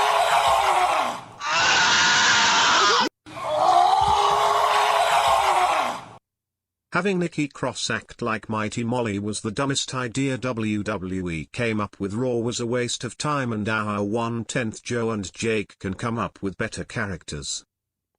Yeah, thank you, E-Murder. They probably, and maybe it is that she's acting like that because she's acting like the Helms thing, so it all looks the same. E-Murder 99, thank you. Because Hurricane Helms was Mighty Molly, which is this butterfly gimmick. So I get with the comparison. You know, I saw this more of on its own, but it makes sense, especially what, DJ Rand said, what you said. Hey, so be it. I just wonder how people are going to feel about it live when they have fans again. They'll get a pass a bit because of it's first time live, and also yeah, for a few days. But do you really think that honeymoon period is going to last? No. Mustafa Ali is having his 3rd child, and all he's doing is showing up, making a one-line comment, and going home and collecting a paycheck. I mean, fans are going to start realizing and shitting on a lot of things. Supposedly we're going to get Edge versus Seth Rollins at SummerSlam. Is that really the best plan for Edge? Why? Who else should he face? I mean, realistically, you could, depending on who they bring back or who they're not, who's going to face Lashley? Lesnar's supposedly not going to come back yet, so they have Edge. If they're going to have Cena and Roman, I would have Edge take on Lashley. That's 2 big main event matches. You get a few weeks build, and then you get back to... Wait, for SummerSlam? Everything sucks because they have no... Yeah, for SummerSlam. What if it's Kofi? I think they're going to do Kofi at Money in the Bank. What about Daniel Bryan? That was one of our guesses where we said that, because they retired Daniel Bryan from SmackDown, so now he returns to face Lashley at Raw, on the Raw side of things. That would be good, but that's what I said in the beginning, depending on who they have return. If that doesn't happen, then why not use Edge? Yeah, I don't know, but I like the matchup of Edge and Seth, but you're right. It leaves a hole for Lesnar, Lashley. Bomb! Todd Fair, whoa, $20 again. Bigger match. A shit bomb. Holy hell. Nikki Cross new gimmick will G there the bra ring. What the fuck? That's funny. Yeah, women don't have the brass ring. They got the bra ring. I've got the bra ring. Todd Fair, fuck my life. What up, Todd? How you doing, man? Thank you for the $20. He's a beast. He's a freaking beast. Hemi, thanks for subbing to the channel. What's going on? So I actually was going to give Raw 3 out of 10 tonight. So it was like mildly in a goofy way entertaining sometimes. Like how bad it was. Almost like how sometimes things are so good they're bad, or bad they're good, whatever. Shit bomb! A little bit like that. You become a shit bomb. You become a shit bum. This Saturday I think it's Saturday Night Dynamite with AU. Yeah, is AEW on Saturday night? Yeah, this Saturday night, AEW is live from 8 to 10, I believe. And then they're returning to Pittsburgh. Wednesday, August 11th, they're going to be at the Steel City for a double dose of AEW, it says, where they're going to the Peterson Event Center. You can buy tickets this Friday, June 25th. Duncachino? So Don't mind if Wednesday, I do. they'll be there for What's my Dynamite, name? Friday for Rampage. Duncachino. It's a whole new game. Duncachino. You want creamy goodness? I'm your friend. Say hello to my chocolate blend. Doris Wrestling Fanatics Corner. Thanks for the $5 super chat coming in. Thank you, Doris. Look at that. Oh, my God. He's showing Al Pacino showing himself to the world. He exposed himself to the world. That was disgusting. But yeah, I'd probably give it a 3 out of 10 just because like it's somewhat entertaining me, especially the first hour. And then it really just went to hell. I mean, in a like a horrifically funny way to me. The rest of the night. Nothing will be as funny as AEW's attempt at that MMA fight, though. I mean, that takes the cake for comedy. I really gold. liked it too. I didn't think it was that ridiculous because maybe I was just expecting it to be. Well, it just looks so not fake to real. me. But maybe I was going into it. Yeah, but not expecting it to be the thing real. is, WWE did do this, and it did look, and NXT did It it. looked real. NXT did great with the fight pit, and it looked real. But That's I what I didn't mean. think AEW would be able to pull it off. They didn't. They made it look hilarious. Yeah, they made it look goofy and just very silly. Yeah, for sure. That's why it just got The funnier. way they could have gotten away with so much of it had they just gone to the ground, did a few more submission maneuvers and ground. They could have done so much by doing so little. But because they tried Superman punches, that Superman punch looked ridiculous because he hit him in the neck, really, because he was trying not to actually hit him in the face, and that probably hurt more by the spot that he hit him in. Yeah, it was. So a lot of that was ridiculous. Now Kevin Owens, I guess, is taking some time off. He said, I fought like hell. I need a little break. I'll be back soon. Thank you, guys. We heard a few weeks ago that he might be taking some time off. Well, it looks like that's true. And it looked like he got hurt in the match. He was really selling the Samoan spike nail driving thumb bullshit. And then, people were really dragging Charlotte over her kicking Rhea, and the kicks weren't connecting. I don't blame Charlotte for that at all, because the camera angle, if it was in the right spot and filming from the hard cam side, it would have looked perfect. It would not have looked like she was missing. She did They miss. had a shitty angle. Wait, she missed by a mile. She did miss by a mile, but if she had her in front of her with the proper, you wouldn't have had it. No, but you can't blame. Wait a minute, you can't blame the camera angle on that though. That you should never be kicking like that ever. Oh no, she shouldn't be kicking like that. But I'm saying it's not 100% on her. I mean, it's 100% on her. It's 100% on her. That's 100% on her. Because if there was a live crowd there, they all would have saw her kicking nothing. Well, that's true. See, I'm going on the Thunderdome aspect. Yeah, I'm still in a Thunderdome mindset. Yeah, no, that is true. If there were fans, they couldn't get away with this shit. So yeah, that's a great point. Well, I didn't yeah, consider she that. should just never be missing like that. That was missed. That's a great point. That's the same thing when we were giving AEW shit during the Dark Order when they were missing the punches. So, and watching it back, it is really bad. But see, when I thought, I didn't see the second kick either. But yeah, the first kick when she goes over, the second one misses by a severe mile, but. Even still, it's the second one that I have a problem with. You missed the first one. That's okay. That happens. You miss. Sometimes you miss a punch. You miss a whatever. She really missed. It looked really bad. Like the first one you get, sometimes you miss the kick. But the good thing is at least Rhea didn't sell the kicks that got missed. It kept sliding away and it wasn't that big a deal. It just looked terrible, but it wasn't that big a deal because, like you said, if she sold the kicks, then I would have lost my mind. That would have looked. Then we would have been sitting here. I think that's why it didn't bother me as much either, because she just missed shit and she looked stupid. So, Jacob RP says Sonya Deville has a job for life. Rainbow. Shit bomb. Feels like they pull her out every June. Yeah. It's June. Time to. When is the next AU? I think it's this Saturday between Kenny Omega versus Jungle Boy Jack Berry. Yeah. So, is there a reason to tune in for that though? Like, it'll be a good match, but you think Kenny Omega's going to lose? And like I said before, predictable is not bad. Most times it's an unfortunate side effect, but with this, I mean, they have a way of making you believe he'll get some near falls. And you'll be like, oh, it was so close, but. Yet again, someone will take Kenny to his limits, and then he'll put them in the one-winged angel after a few V-triggers, and it'll be over. It'll be a great match, no doubt about it. I'm sure it'll be very entertaining. Well, this is one of those things to help build Jungle Boy. Like, he almost gets it, and he looks good. Yeah, that's exactly what's going to happen. But every match he has is like that, and every match Kenny has like that, so it's like you're really not seeing anything different. That's my problem. Kenny gets taken to the limit every time by everybody. He wins. And even Jungle Boy does a lot of times, it feels like now. They all do. Moxley, Eddie Kingston, Darby Allin, every one of them always has to go to they're empty on the gas tank, and then finally they get the win. It's just something about it. So it feels like just interesting. Maybe I'm wrong. And what if Kenny gets irate and squashes him in 2 minutes? That would be crazy.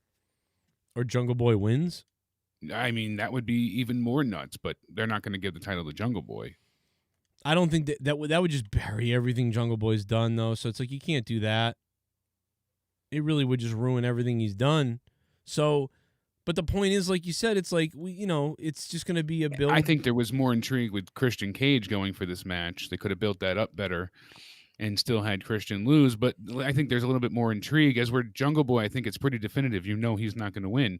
With Christian, though, there might be a chance with him having such a namesake value. Like I could see him maybe taking the title. It's not a vast percentage. It's very, very small, but there is at least a chance. With Jungle Boy, not even a 1%. So what Kenny Omega needs to do is just go play some video games. At this time, yeah. Go play some video games. Go finish our AEW game because that looks good.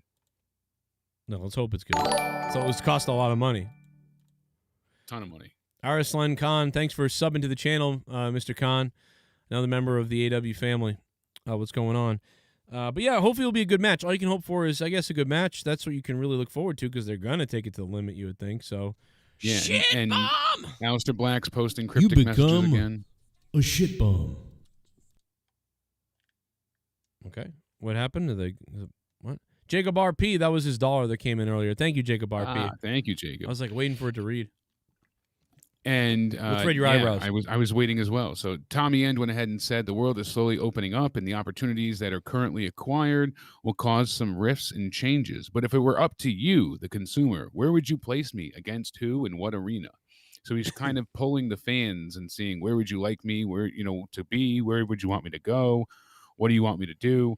But apparently he's already allegedly signed or at least agreed to something with WWE again. They want him back. He's coming back to see NXT. What's really true. That's what I've been hearing pretty much all day is Triple that H he's was going back to NXT. He's another one that Triple H was like, fuck, come, I want you now. And he's a former NXT champion, so it makes perfect sense. They bring him in to fight Karrion Kross, and he could be the one to vanquish Karrion, actually, and that would be why Karrion goes to the main roster. And Vince can, and Triple H rather can be like, listen, we're drawing better ratings than AEW right now. The atmosphere. We're gonna be in front of people again. This is where you can be creative. We'll give you the entrance back. Yeah, they got the CWC, and then eventually they're going back on the road, and I'm sure they would do a lot for him. So yeah, so you could see that. You could see that happening. I could see that happening. Shit bomb! Ghost TV. You become Dropping a a dono. shit bomb. Thank you. WTF is this Nikki Cross gimmick? And y'all talk about Alexa. And Naomi needs to go to get drafted to SmackDown. A match with Bianca will save her. Oh, wait a minute. Let me just read that the right way. And Naomi needs to go to get drafted on SmackDown. A match with Bianca will save her. Maybe, but she'll lose Naomi again. and Bianca going head to head would be something I would prefer to see. Than Shit any bomb! other feud at I this know point. it's not much, but just showing some love to the god Joe Cronin. Oh yeah, Mitch. Oh, Mitch Brandenburg. Listen, thank you to the big time OG of the show, Mitch Brandenburg. Thank you, dude. That's nice of you. We love you, I'm man. glad you're okay. Yeah, glad you're all right. And we're hoping that. Listen, I appreciate all the donos tonight too, guys. Thank you for all the support tonight. We had to watch this Raw. You guys, Raw was not as hard to watch tonight because I was loaded on caffeine, and it was so just, there was a lot more to say about it than sometimes where it's just like that made me sleep and I didn't. Yeah, know. well, what it was is tonight was less of a repeat. We didn't get as many rematches as the week before. Yes. They had some interesting pairings, and that was the problem too. Is that I didn't dislike some of the match setups that they had. Having Orton and Morrison. The idea behind it wasn't a bad match. 12 minutes, but Morrison winning because of essentially Riddle chasing the Miz. I mean, it was stupid, but not ideal. And all right, I get the point of drip, getting Randy Orton. All right, he's gonna get put over, but he's not gonna win the Money in the Bank. So really, it comes down to you put down Orton for nothing here, Right. At least if there was a payoff later on, but it was just a slight little story moment between him and Riddle. So he does have another chance to get back into the match. Will that be for Drew? Will that be for Orton? What do you think about their backstage promo thing? Because they have a lot of these backstage comedy segments. What did you think this one fell on that list? That actually might have been the only thing I didn't see tonight. Really?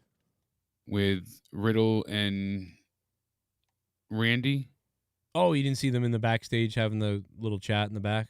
No, that's the only thing I think I actually missed from tonight. I thought it was on the lower end of things. Like it was like mid-lower compared to their other ones. Like if it was like they have middle of the road, it wasn't the best stuff in the back. It was just them kind of going through the motions. To me, maybe someone thought it was the funniest, maybe thought it was the worst.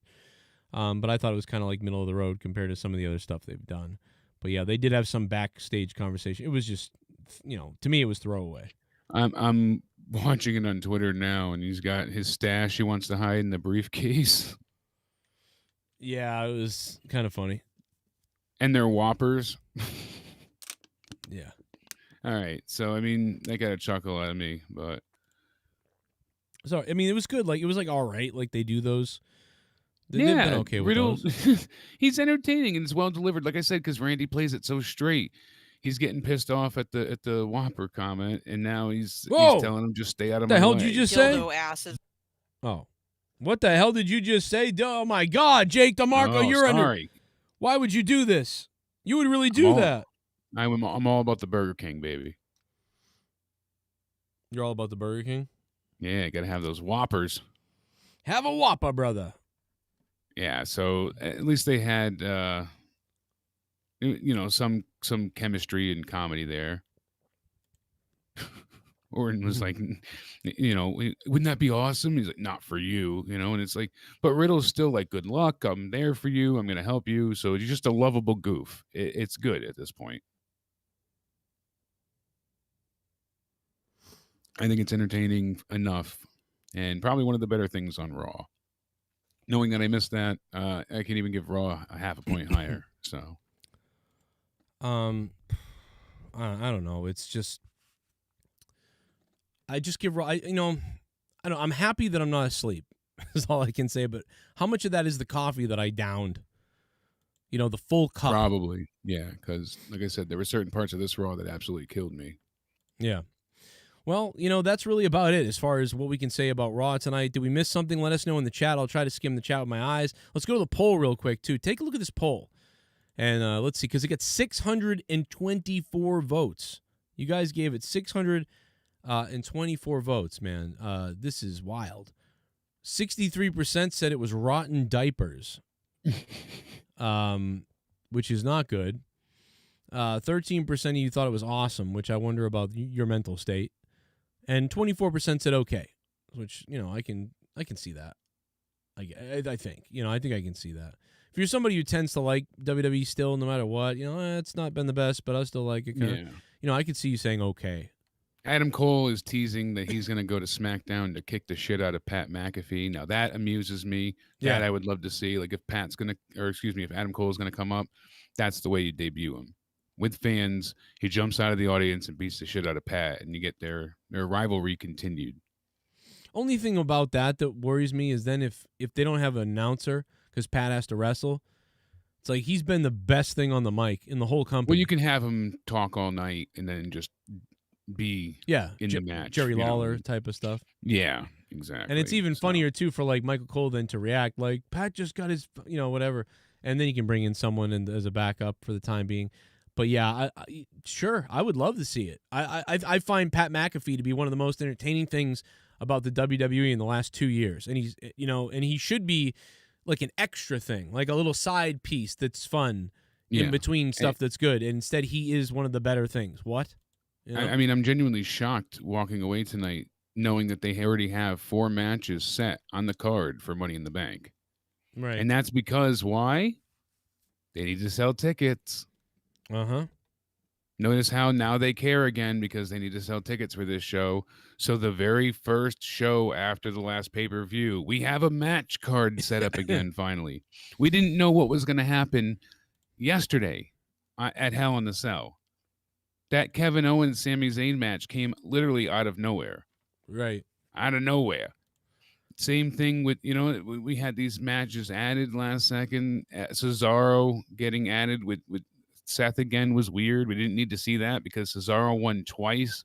So the rubber match wasn't even a rubber match. And now Seth won. So the feud has to fucking continue, Joe. But we have Lashley and Kofi. Then we have Rhea Ripley and Charlotte. We have Ricochet, Morrison, and Riddle in the men so far. And then we have Asuka, Naomi, Nikki Cross and Alexa Bliss in the women's Money in the Bank so far.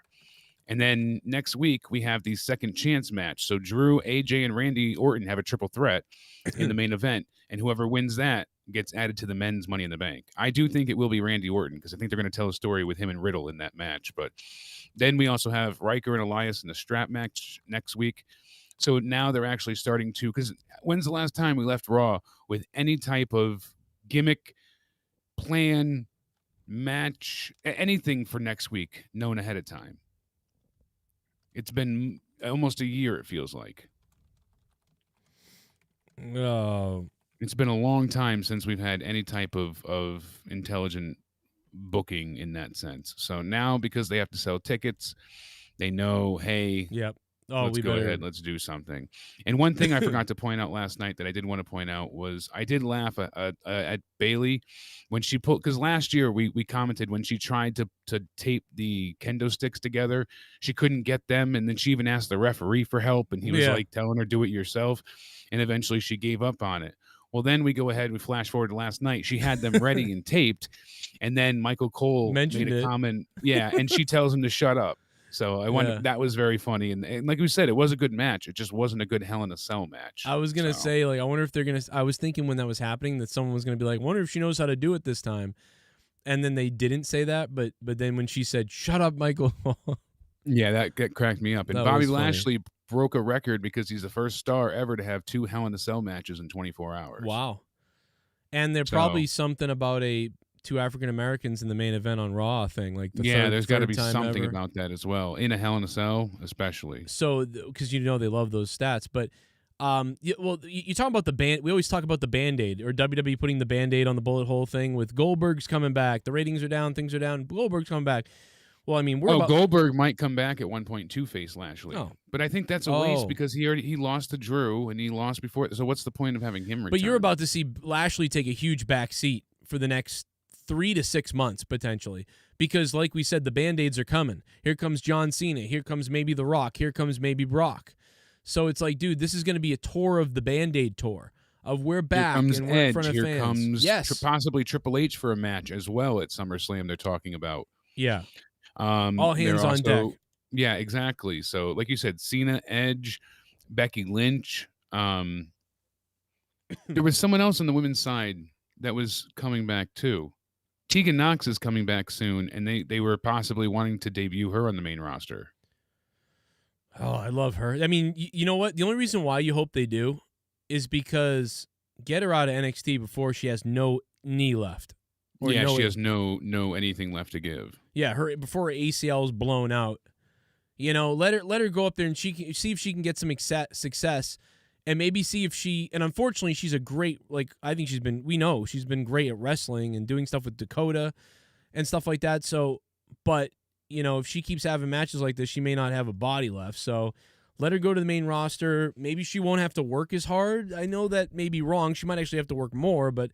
Maybe she'll end up getting over as some character and the wrestling isn't as important potentially, and she'll have easier matches maybe, and maybe that's the thinking with that. And with Triple H, and her pay goes up maybe, I don't know, and Triple H wants to see her make a little bit of a life for herself before she, either gets let go or can't wrestle anymore. Or just can't wrestle anymore, yeah. I could see that. I mean, we're even hearing that The Undertaker's included in this All Hands on Deck. We mentioned this, 2 months ago, I believe, that they wanted to have him come back in some type of role, not directly on TV, but like in a presence to be there for certain things. And like in the front row, like more of Undertaker's more here. of a Mark Calloway, and that kind of stuff.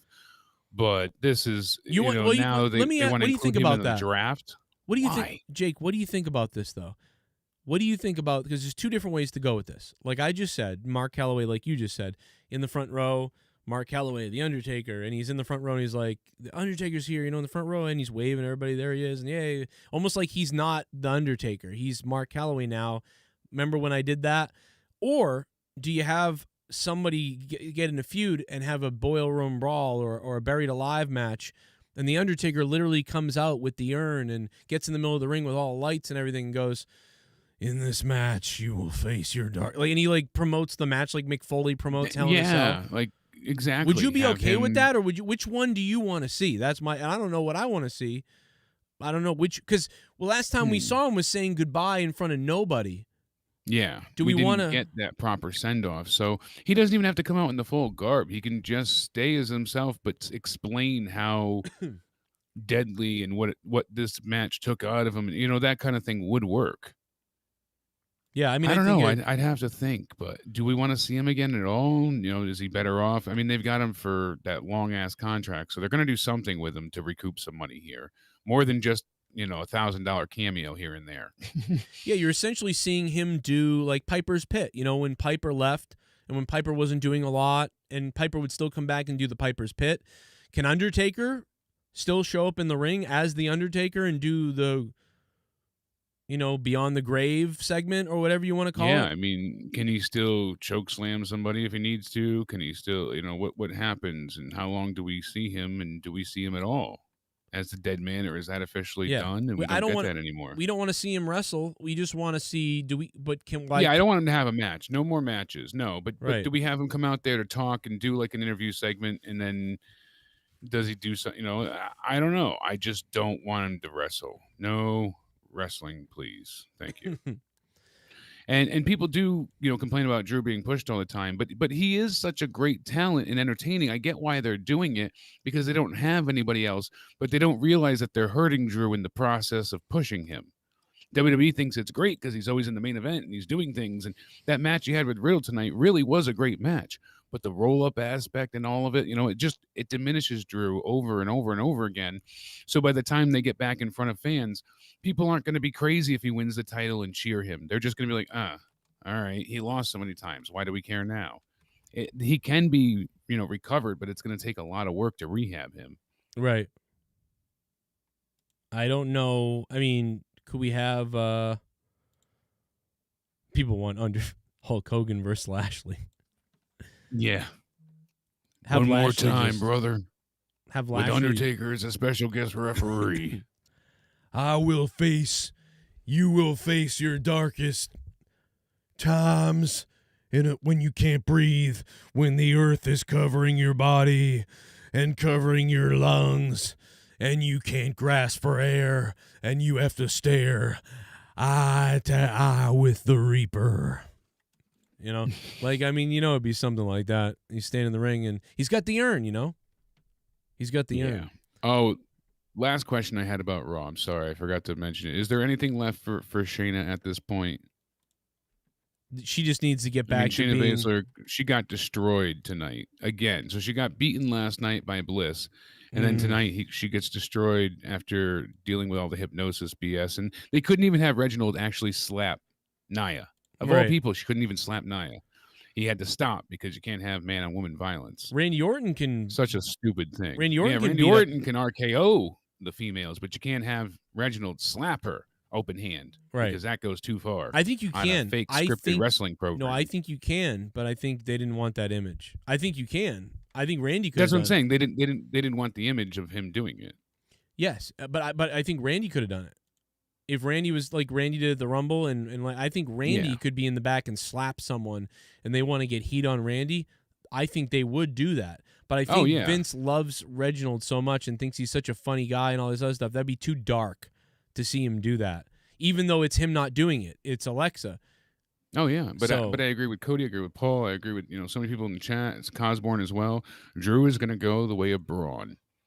Yeah, Drew because this is what trouble. Braun had. There was a point in time where we believed in Braun, and it's like he's not great, but he's got something, and he's kind of funny at times. But get these hands. It's not a great catchphrase, but he was kind of funny with the Alexa Bliss stuff. People were liking him. Yeah, but Drew, and then it turned into shit. This is the Roman Reigns face, though. It's like Drew is the Roman Reigns face. So isn't the other guy, the Damien Priest. They've all got the same character of I'm a cool big guy. It's the exact same. I'm cool. I'm hip. I'm going to take care of everything. It's Diesel. I'm going to be the man. It's the Diesel promo. Where's the Diesel promo? I mean, dude, I'm telling you, these are the Diesel promos, but slightly less intense because, the WWF was a little more intense back then. But here's a Diesel promo. So, King Mabel, you've got yourself a royal plan. And I guess I've taken the first 3 installments of it. But the last one, at Monday Night Raw, with Davey Boy Smith jumping me from behind, Well, buddy, that's the last straw. But you know what? Each time you put your hands on me, you've caused damage. You've spilt some diesel fuel. But you know what? You were careless. And you got some on yourself. SummerSlam. That's right. I'm gonna take a blowtorch to you. And when it's all said and done, Armageddon in your little kingdom, King Mabel. I mean, dude, even that is more intense still and kind of, in a way, interesting, I suppose. But that right there, what Diesel did in 1995, which was super cheesy back then even. Back then you went, what the fuck is this? That is what the Roman Reigns was doing as a face. That is what Damien Priest kind of does as a face, but a little more cooler, not as much yelling and intensity. So you take away some of the intensity and the yelling, and you get Damien Priest, you get Roman, and you get Drew McIntyre. It's the same big guy gonna do it thing. And it just sucks. Because it's the same thing. It does. like, it's just that you nailed it. That's him. I don't know how to say it better than that. And they're all big guys with the dark black hair. Here's another one. Yeah, everybody's got facial hair. Everybody, look how many of the guys just on that thumbnail there look the same. Yeah, it's the same thing. It's me, Big Daddy Cool, World Wrestling Federation Champion. And in no way have I added to any decay. You know, Bob, you're kind of an expert in decay. Taking a look at those choppers you've got, floss and brush after each meal. Bobby boy, it wouldn't have happened. Belong in a cage? I'm an animal? Bob, I'm a genetic wonder. Dude, these promos are straight up Roman Reigns suffering succotash. Yeah, and I hated all of those. And this was when they took the water coolers. Too. This is when they took the fucking water coolers for the quote that everybody loves. You wonder why. This is why. It wasn't Hulk Hogan. And everybody went ahead and just, turned away, and they blame it on Diesel, but can you blame it entirely on him? I mean, they put him in that position knowing very well that he didn't have what it took. Do you know how you blame them? Diesel worked a little bit for the kids and some of the women and some of the stuff. It kind of worked a little bit. Diesel worked as well as a bodyguard and as IC champ. Right. But Diesel worked. He didn't work as WWE champion. But Kevin Nash. Topher just said, I thought that was Garguts. He did have the gurgly effect going. No, but Diesel. Well, Kevin Nash can work because you saw him actually be cool. You saw him actually be cool in WCW. He actually and that's because that's who he really is. Vince obviously saw that and stuff like that. That's why they were like, "Yeah, you are Big Daddy Cool. You're just so cool." But then they took cool but going and they against made him... Bob Backlund and King Mabel, and it didn't work either. Right. He didn't have the right people to be cheered against. So that was a huge detriment to him as well. You would have been better off making Diesel the guy that called King Mabel a fat ass idiot, and King Mabel being this sad guy who was like, they always did that to me in school. People probably would have cheered for Mabel more than Diesel. Yeah, instead of making him the way they did. I don't know, man. But yeah, it wasn't fully Diesel's fault. It's just this is so cheesy.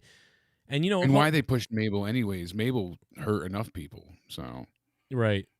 At that point. Nobody wants to see Bob Backlund versus Diesel. No one ever wanted to see it. And Bob Backlund unfortunately just didn't work out. He came in that second run, to push Bret Hart, they didn't have good matches. Bob Backlund was boring, just weird. Didn't click. Yeah. People couldn't figure out Backlund. He was just so weird. It didn't work as a heel. He had such a old school mindset at times. It was a bit too much. Well, he was a modern audience. He was definitely throwback, but his weird, his eccentricities. Because he would always be doing something weird where his eyes were wide open and his teeth were up. He's going, and the yelling. I just read a news article about the match that I'm having tonight, and it told me in the news article, beat him down and do what you gotta do. And then he'd walk away, and the announcer would be like, All right, Bob Backlund in almost some sort of trance there.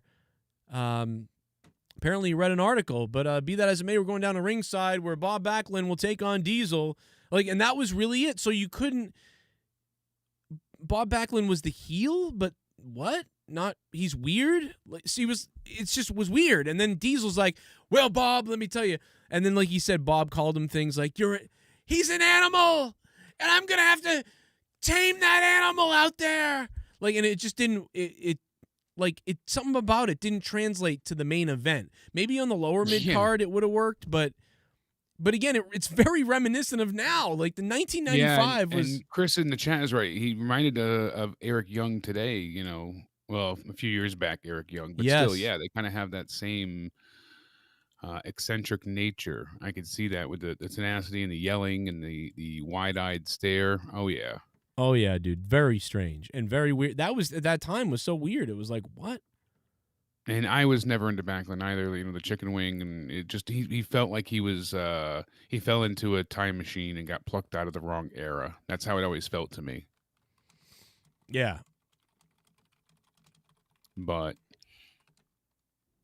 what did Ness say? Backlund actually stepped on horse shit during a political ad where he was running for some office here in Connecticut. I vaguely remember that. Actually, I'll have to look that up. But that's hilarious. Remember when I saw him in the ticket booth? Yeah, I was getting that story too. I'm at Will Call getting my tickets from the WWE, and there's Bob Backlund, and I said, "Oh, Bob." I didn't call him Bob. I called him like Mr. Backlund or something, and I was like, "What's going on? It's crazy." I was like, "Yeah, it's weird, just And he goes, "No, it's a good day or whatever." And I was like, "Can I take a picture with you?" He goes, "No," and I'm like, "Okay." That was it. He was like, "No." I'm like, "Okay." It's funny though. But I think if I remember, he was a part of the show that night, and it was sort of like I think it was. If it wasn't a surprise, it was kind of like you didn't know he was going to be there, so that makes sense why he didn't want a picture. Because if I had taken a picture with him, people would have been like, "Shit, Bob Backlund's there." He was doing the thing at the time where he was working with somebody with. Who was he working with? He was like somebody's manager. And I don't. Miz, right? No, it was someone. No, it was someone. I think it was like he wasn't. Oh, it was it was like Darren Young. Darren Young. It was Darren Young. Yes. The Miz had Ric Flair for a little bit. That's what. Yeah, no, he was with Darren Young, and this was the night he was like returning for that, even though he'd been gone or whatever. So maybe he didn't want a picture because of that, but he was funny. He was in line, and it was just weird to see him because I've seen Bob Backlund my entire life on TV and as a wrestler and things like that since I was 5 years old. I can't find the ad, but I found the Hartford Courant from November 2nd, 2000, as it says, Backlund stands in manure and promises not to make promises like other politicians. And I remember him standing in a bunch of horse shit and saying all these things, but you need a newspaper's account to pull up the article there. So, but it is true. So wait, he did it when he was office. He was really running for office, and he did that. Yeah, and then he stood in a big pile of horse manure, saying like, I'm stepping in the shit, but I'm not gonna be like the others. Jesus.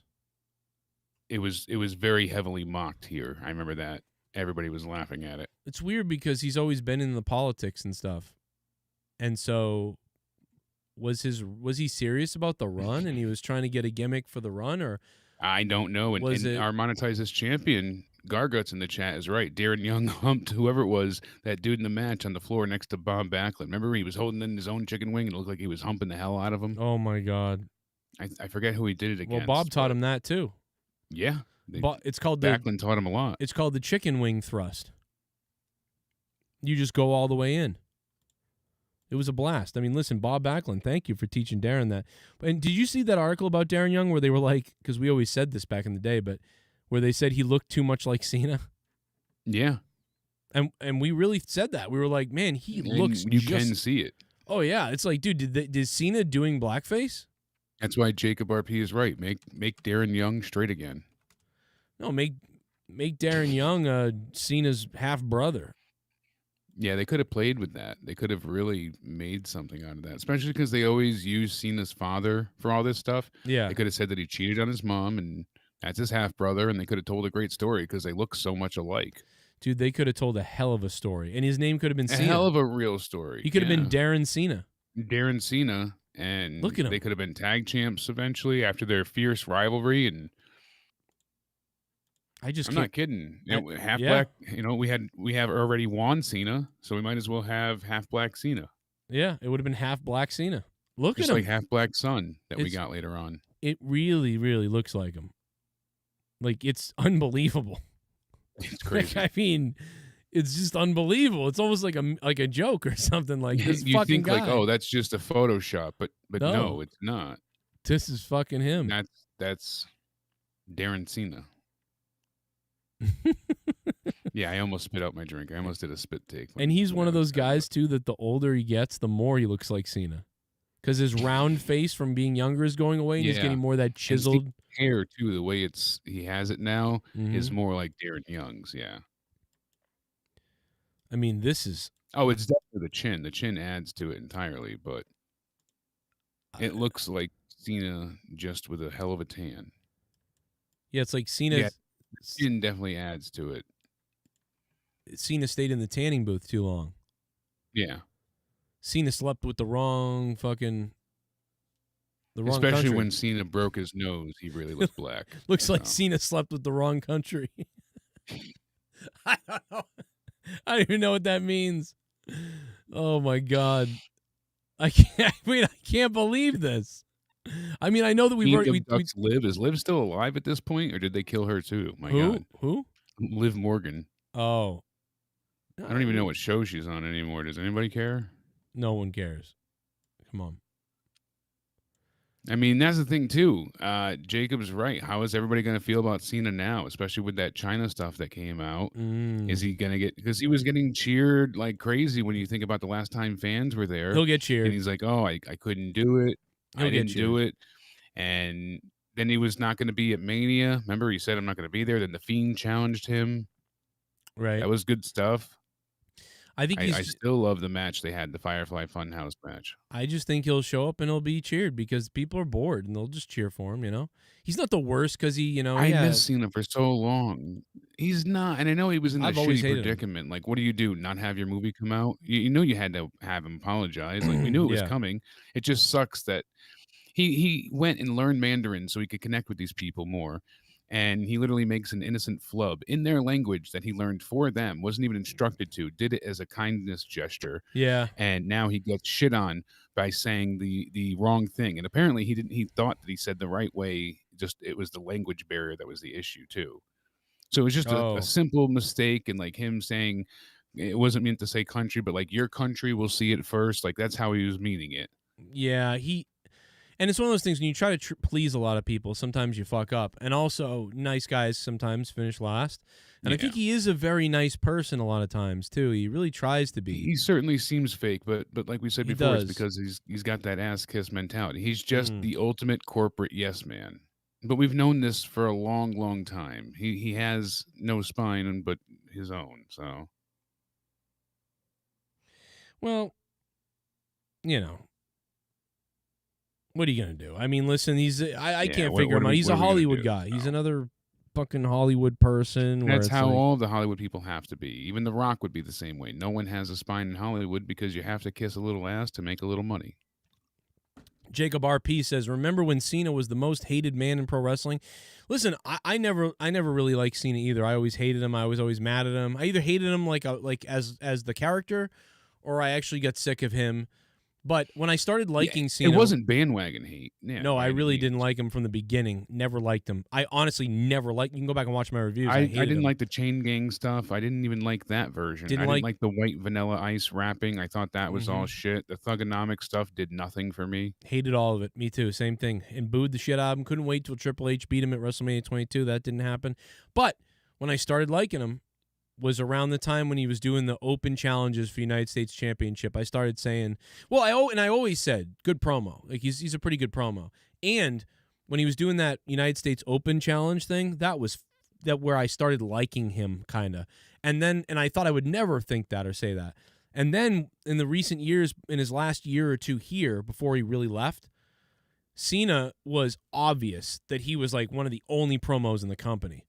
It was like nobody could cut promos, and this guy could. But nobody else could. He was like the only one. And there's to this day, there's nobody that can cut promos still.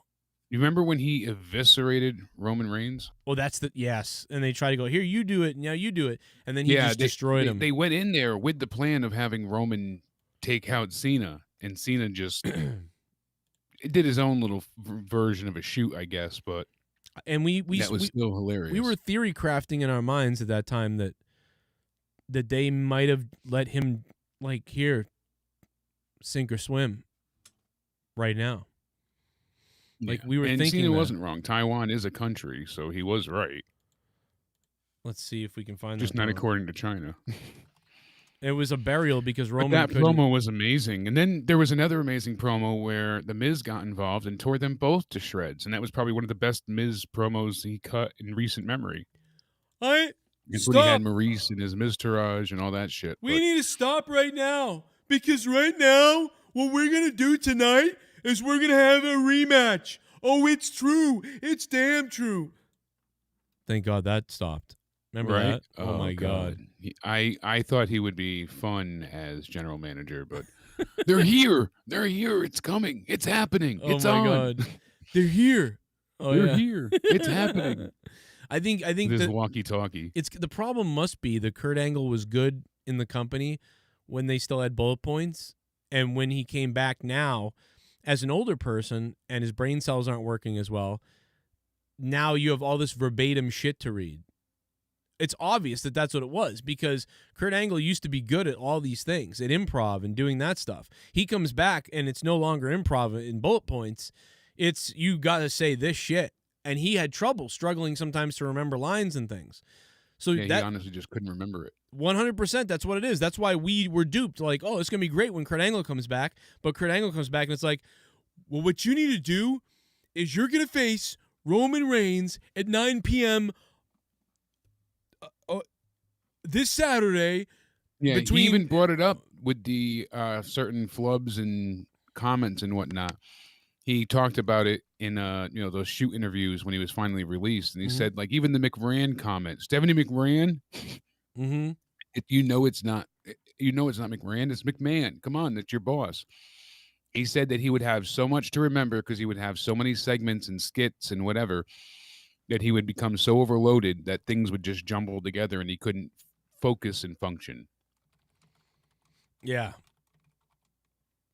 It really does make sense. I mean, I would have a hard time remembering lines like that. If you told me, hey, this is what you're going to talk about here and here, this is how you feel, now go with it, okay, perfect.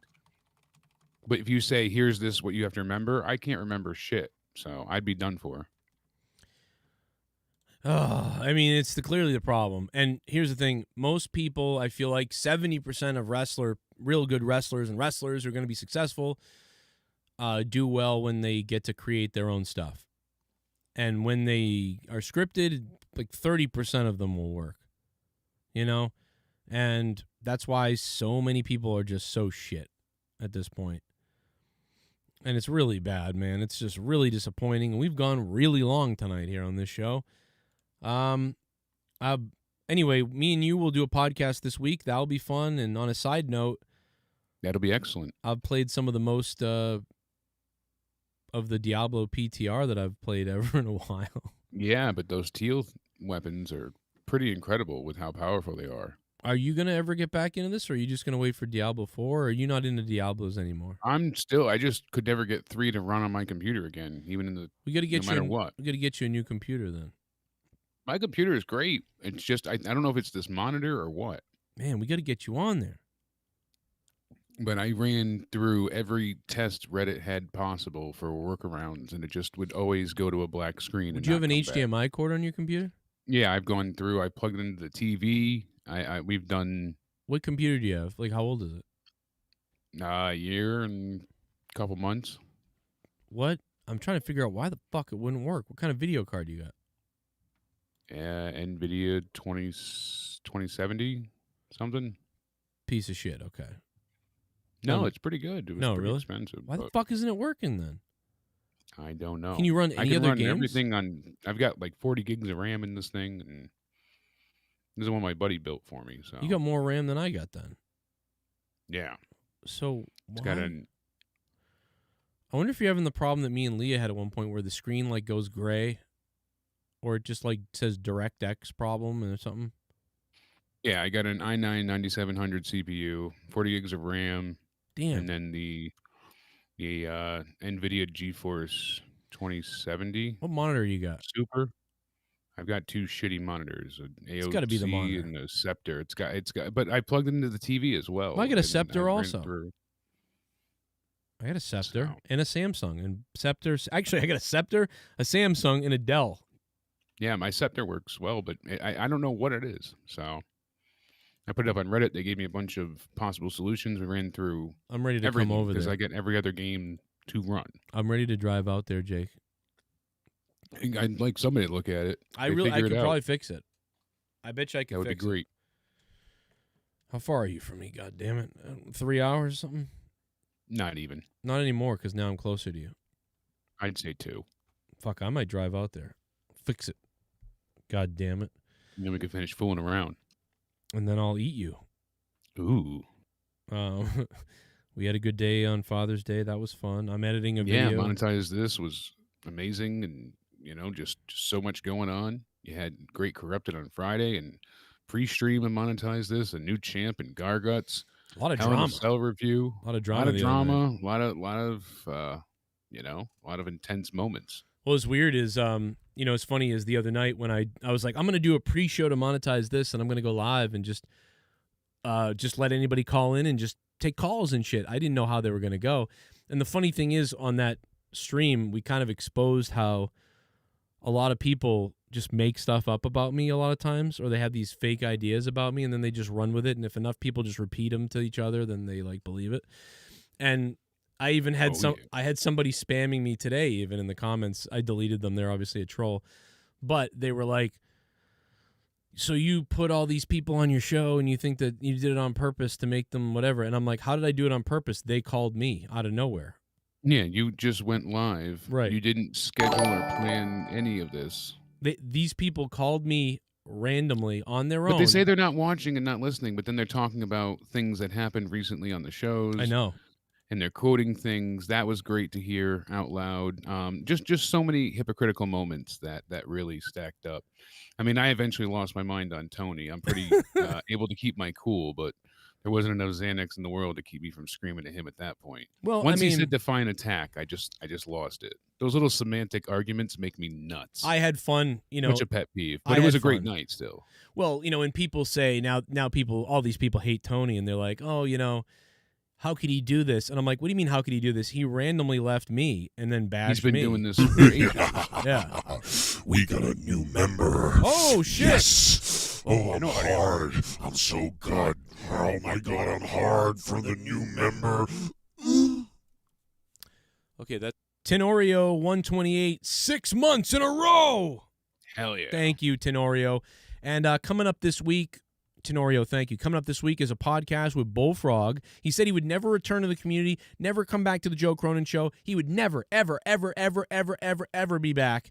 Bullfrog's back, and he's going to do a podcast with me this week. Well, you know what it was? Because he was really mad that he came back. He genuinely didn't want to come back, but he was so upset listening to people outright lie that he did genuinely send me a voice message afterward saying he was upset. We got back. He's like, now people are going to think that I was bullshitting and I wasn't actually. I'm like, you already came back once, so of course no one's going to believe Oh, my God, I'm hard for the new member.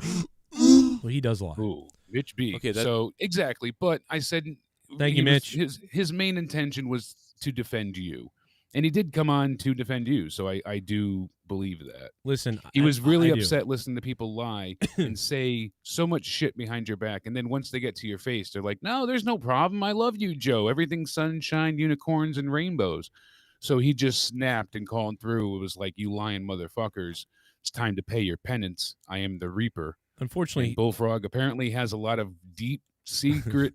Like deep-seated information that's going to get a lot of people in trouble, and that's going to be on Patreon. So really, Well, I might do it. I wouldn't want to be on Bullfrog's bad side because I'm telling you, he has got dirt. People just tell him stuff because they think, I don't know if they think he's too stupid that he's not going to say it or he's not going to remember, but people confide in him. He's like the FBI of secret holders. Really? People just talk to him about their plans and what they're doing and they're trolling and they just tell him shit willingly. I don't know I why don't know you if they tell just him. trust him like he's too stupid to, but that's not the case because he's been plotting against everybody and he has some pretty disparaging shit. So Well, I mean, this is gonna be he's also a whack job, himself. He's plotted against me. I mean, the guy's all over everybody's all over the place. No doubt about it. I mean, it's the enemy of my enemy is my friend's enemy and is also my friend and then my enemy, right? Is that how that works? I don't know who my enemies are. I just know there's a lot of people that say crazy shit that isn't true, and sometimes it's weird. There's a lot of people that claim that you're a friend. Well, there's a lot. Don't trust anybody. It's the Stone Cold Steve Austin thing. Don't trust anybody. DTA. I'll do it on Throwdown. The other day, there's a mountain of bodies of people we thought we could trust. Well, I don't trust anybody. Sadly, you can't anymore. I trust about you. I trust you, and that's about you. By the way, I talked to Drew. You know who I talked to earlier today? Who's that? I sent you a clip. I don't want to bring it up because I don't know if he wants to talk about really, but we may be able to play that at some point because it was funny. That was hilarious. So I talked to old friend Dead on Dave. Glad to hear you talk to him again. That It was was pretty funny. cool. It was surprising. We had a funny conversation, and on top of that, we did something funny. I don't know if he's gonna let me. I don't know if we're gonna be able to share that, but we might be able to. It was funny. Then I talked to Jesse, and Jesse thought it was funny too, and it was that was hilarious. That caught me off guard. I was like, "What?" Even the way you explained it, but then when I first heard the clip, I'm like, "Oh, wow!" And then it really caught me off guard. If I can ever play that, you're gonna people are gonna, because it's really funny because the guy we did it to is like a fan of both of us, and he was like, "Oh my God, don't put me into this," and we're fucking. It's really funny when you hear it. Right in the middle. Glenn White in the chat goes, "Find your enemies and don't let them escape." Like, remember, like you're Jaxson Ryker. Don't let them escape. Though that's like if someone comes to your house. Never let them escape. That's like if someone comes to your house, breaks in, and is trying to like abduct your family or kill you or something. So then you like shoot them, and then they go to get away. But like, you're like, they're gonna come back. Like, don't let them come back. But you got to put their head in the microwave. Last house on the left style. But what if their family comes to avenge them then? So now you have to worry about that. Yeah, even though you didn't do anything wrong, you just protected yourself against someone coming to kill you, and you killed them, but they tried to kill you. But now what if their family now is mad for that, and they try to kill you now? So now you have to kill them. Yeah, where does the morality lie? And then it never ends. Exactly. Eye for an eye. I'm surprised it doesn't happen more, but it doesn't. Retaliation, things like that don't happen as much as you would think. You'd think they would happen more. You would think. But most times there are families stories you've heard. It happens, but it has happened. But usually it's like the family member breaks in, tries to do something. They get killed. The family doesn't usually go after the guy that killed them. They usually go, "Fucking Carl. He's fucking crazy." It has happened, though. I mean, like, Liar Liar makes a joke of it, but that's a true story. People break in, they get hurt, and they sue the person that they broke into's home, and they end up winning because that's life. That's life. Depending on which state you're into, and if you can defend yourself at all, and castle doctrines and all those kind of things. There's a lot to take into effect. So, yeah, I agree. But hey, that's why we all need shotguns. In the end, I had a good time with the family. We had a great time on Monetize this Saturday night. Friday night was fun. Gavin was hilarious, by the way. Which one? The one that you had on Twitter. You're trying to get everybody pumped up again. Oh, and there he is, just in the middle. I'm like, "Let's go party" or something. And Brennan, my daughter, goes, "Party," and he goes, "Party." And then Finn just doesn't say anything. But he did say it earlier. I just didn't hear him. Yeah, but his reaction is great. It's then just he goes, that perfect teenager. "Shark puppets." Just that perfect, teenager attitude. It always cracks me up. Stop it, Dad. I can't believe how big he's gotten. That's what it is. That's the shocker. Yeah, he has had enough of me. Like, I'm at the point with my son, my older son, that he's just like he's like, "You're retarded." I love it. I run into his room and scare him, like when he's talking to his friends. Like one night he was like, "I died! No!" He like died in Halo or something. He was like, "No! Damn it!" And I hear him in his room, and it's like 11 p.m. or something like that on the weekend. And so he goes, "My God!" Like he's mad that he lost in Halo. So I ripped open the door and busted in his room, and I just started going, "My God! My God!" You know, and he's just like, "Stop it!" Yeah, because he's already frustrated, and you're just setting him off even more. I love those moments. Hilarious. But then he laughs. I do the same stuff to Danny. Oh my God, bro! And but now I got to worry about boys coming around and knocking at the door. You might have to hurt somebody. Yeah, there's this one boy that stopped over, and now no one's seen him for weeks. But yeah, you're gonna have to take him. He stopped over, and he was like, "Hey, is Danny home?" And I'm like, "No, but you can still come in." Yeah, you can get killed. I mean, come on in. Yeah, Red Pit. What? Yeah. I don't know what I just said. I don't know. Mumbled something, but hey. Did you see? We had a rainbow over the house too. I mean, now we're done with wrestling pretty much. We talked about wrestling. Now we're talking about rainbows. We had a double rainbow. Did you see the double rainbow the other day I showed? I did see that. Look at this. That's amazing. Now, unfortunately, I got the pictures afterwards, but you can still see it over the top and the bottom one. But it was more prominent. Oh, I'm sure. It was like awesome. That's incredible. We missed it. I came out and I'm like, oh, it's kind of there, but it was so much like better beforehand. And it was huge. It was going over my house like an arch. And I was like, oh my God, dude, that's the most awesome thing. It really is incredible to see. And I still can't help you laugh at me. A double rainbow. But it is true to see that in person. That's incredible. Yeah. And the only picture I got with it over the house is my daughter's camera. And my daughter's camera is like a kid's camera. So this looks like shit.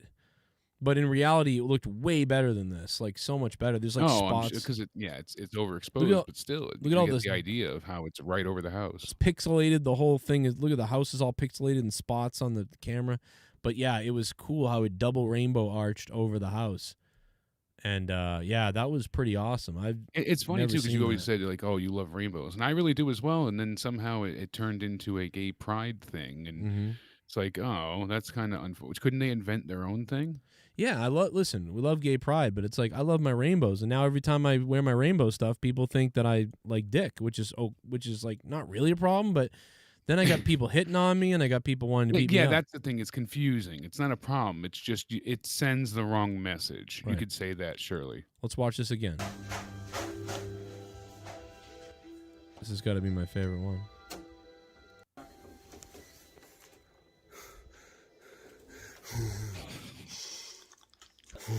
It's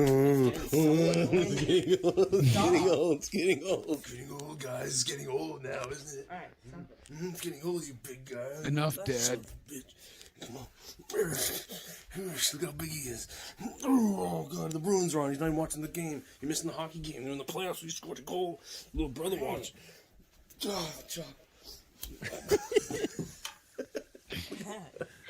Cover one. You're big. He opens the door. Get out. Yep. He's like, I'm done with you. Get out. That's it. I'm done with this. Go. Sad part is, though, he's got that strength now, and he's only going to get stronger, so. Make me leave. Try to make me leave, man. Come on, transforming, man. Let me in, man. What are you doing, man? What are you doing, you little 11-year-old, man? Huh? Come on, man. What are you doing to me? My mic was on mute. I didn't catch that last time. I hope my mic is on mute. That's great. I hope my mic is on mute. Oh, come on, man. I'm not me, man. I'm transforming, man. That's so good. Oh, my God. That cracks me up every time. I die every time you play that. The Bruins ended up losing. Transforming. The Bruins lost. We can blame Gavin because the Bruins I'm lost. Blaming That's Gavin. What it comes down to. Who are they going to blame for the 8 or whatever the Islanders got the shit kicked out of them tonight? Like I stopped watching the game because I was like, okay, dude, 8-0. Dude, the fucking Islanders lost 8-0 tonight. What the fuck? Like what? That's embarrassing. I mean, when's the last time you've seen a score that? Dude, the snowman to an egg. Hockey. You put up an egg to a snowman. I can't believe That's this. True. A 0, which is like a pussy. Yeah. which is They got New fucked York. by a snowman. It's like the New Yorkers are goddamn pussies. stupid movie. But no, it's what it is like they could still come back and win. The Islanders could still come back and win, and this could just be like, yeah, see, that didn't matter. You score 8 in one game, big whoop. They can just win 2 games and be done. It's over. But yeah, it's 3-2 now, and I just wasn't I can't believe the Islanders. You just don't expect to get blown that team to get blown out like that. That is crazy shit. I don't know what went. I turned it off after 3 because I was like, all right, this is rough. Embarrassing. I didn't even know it was that high. I knew it was, but I just didn't think. I'm like, all right, I'll tune back into that maybe. And I just left it on the screen on the bottom here. But we need I need the Montreal Canadiens to get eliminated here. We need them. Well, to it was lose. funny because you said Islanders, you dead man. And it was just once you sent that tweet, I was like, oh, I gotta check the score. I love that movie. You know what I was referencing, right? No, the Jamaican bobsled team. Oh, okay, all right. That's what I thought. What's the guy's name? Yo, sure. you dead man. Cool Runnings. Cool Runnings. Yeah, what is you dead man? We got a Jamaican bobsled. What's the guy's name? You Like dead man? I can't. What's his name though? What's his name? Oh God, I can't remember the guy's name. Oh, here it is. Oh, Sanka. Yeah, you Sanka, you dead man. Here it is. It's all here. We love it. Yeah, man. Oh, there it is. This isn't the video. That's what I originally thought, but I wasn't positive. Mon. Cool Runnings. Wouldn't it be funny if years later one of the guys on Cool Runnings was a white guy in blackface? That would be. He's like canceled. So hilarious. And all the other Cool Runnings cast members are like, we hated him.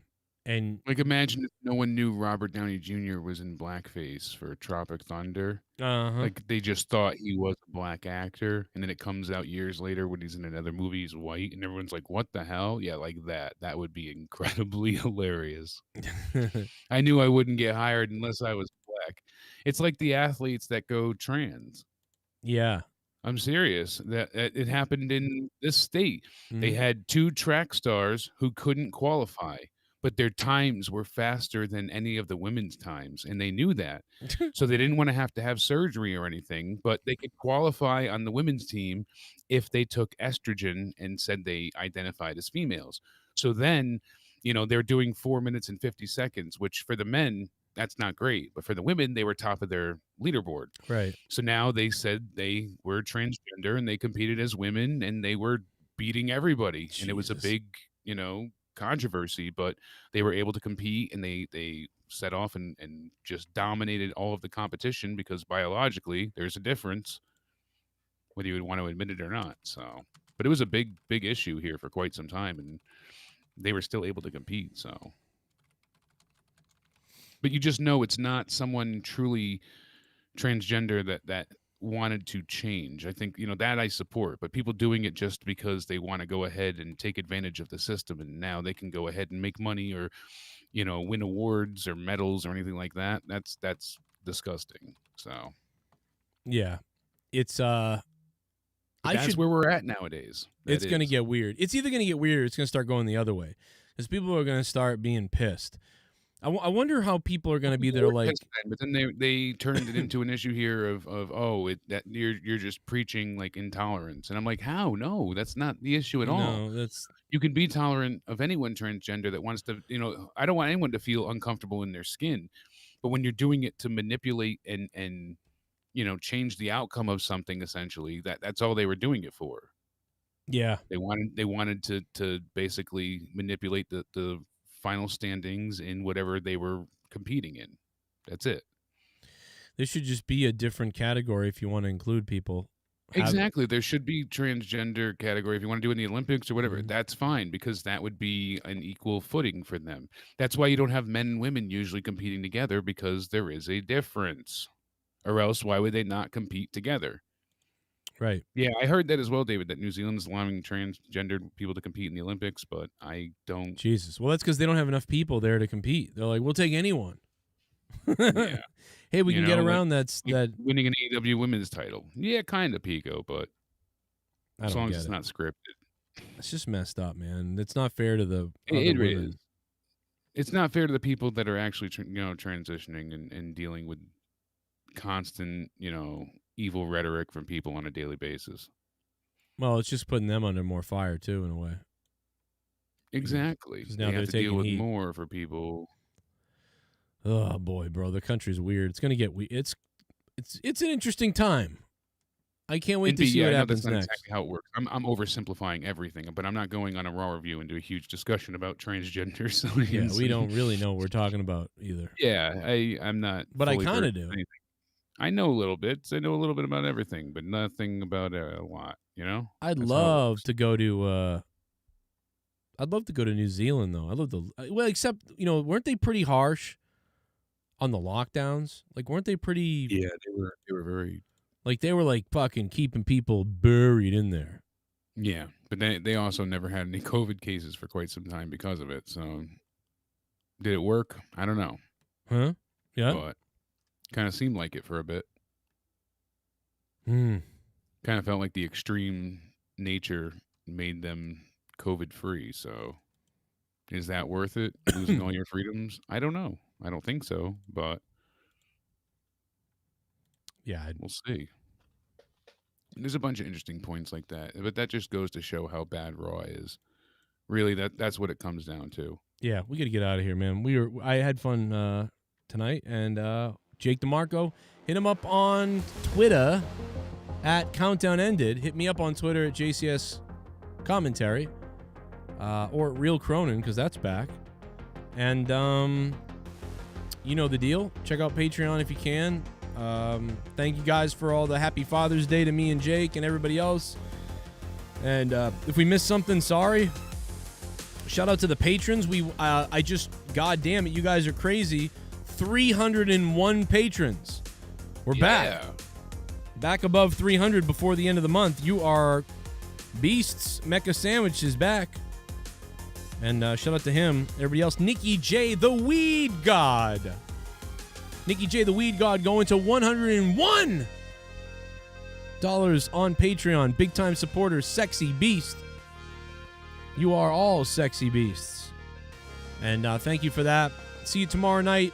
And tomorrow, actually during the day, I'll probably have some kind of stream going on. One of the car streams and a few other things. You guys voted on what stream you wanted. We didn't get to it tonight. So tomorrow, probably going to do some WWE news. And then probably going to do some kind of Q&A hangout thing or something or other. And then something at night. I think Tuesdays I've been doing a lot of gaming stuff, I feel like. So leave a like down below if you can. Maybe we can hit 200 likes, maybe. And look for the podcast going up on Patreon soon. And on Corrupted Nation on my other channel. And this is the Joe Cronin Show. Hope you subbed to this. If you're new, which I don't know why you would be not subbed if you were here this whole entire time like this. 3 out of 10 from me, 2 out of 10 from Jake. And that's it. We'll see you guys next time. Shout out to the $25 producers. Another producers roundtable is coming up. So that's coming up soon, where we sit down with whatever producers want to be there for it. And we have a little podcast. Great time last time. If you didn't listen to it, go listen to it. We'll catch you guys tomorrow.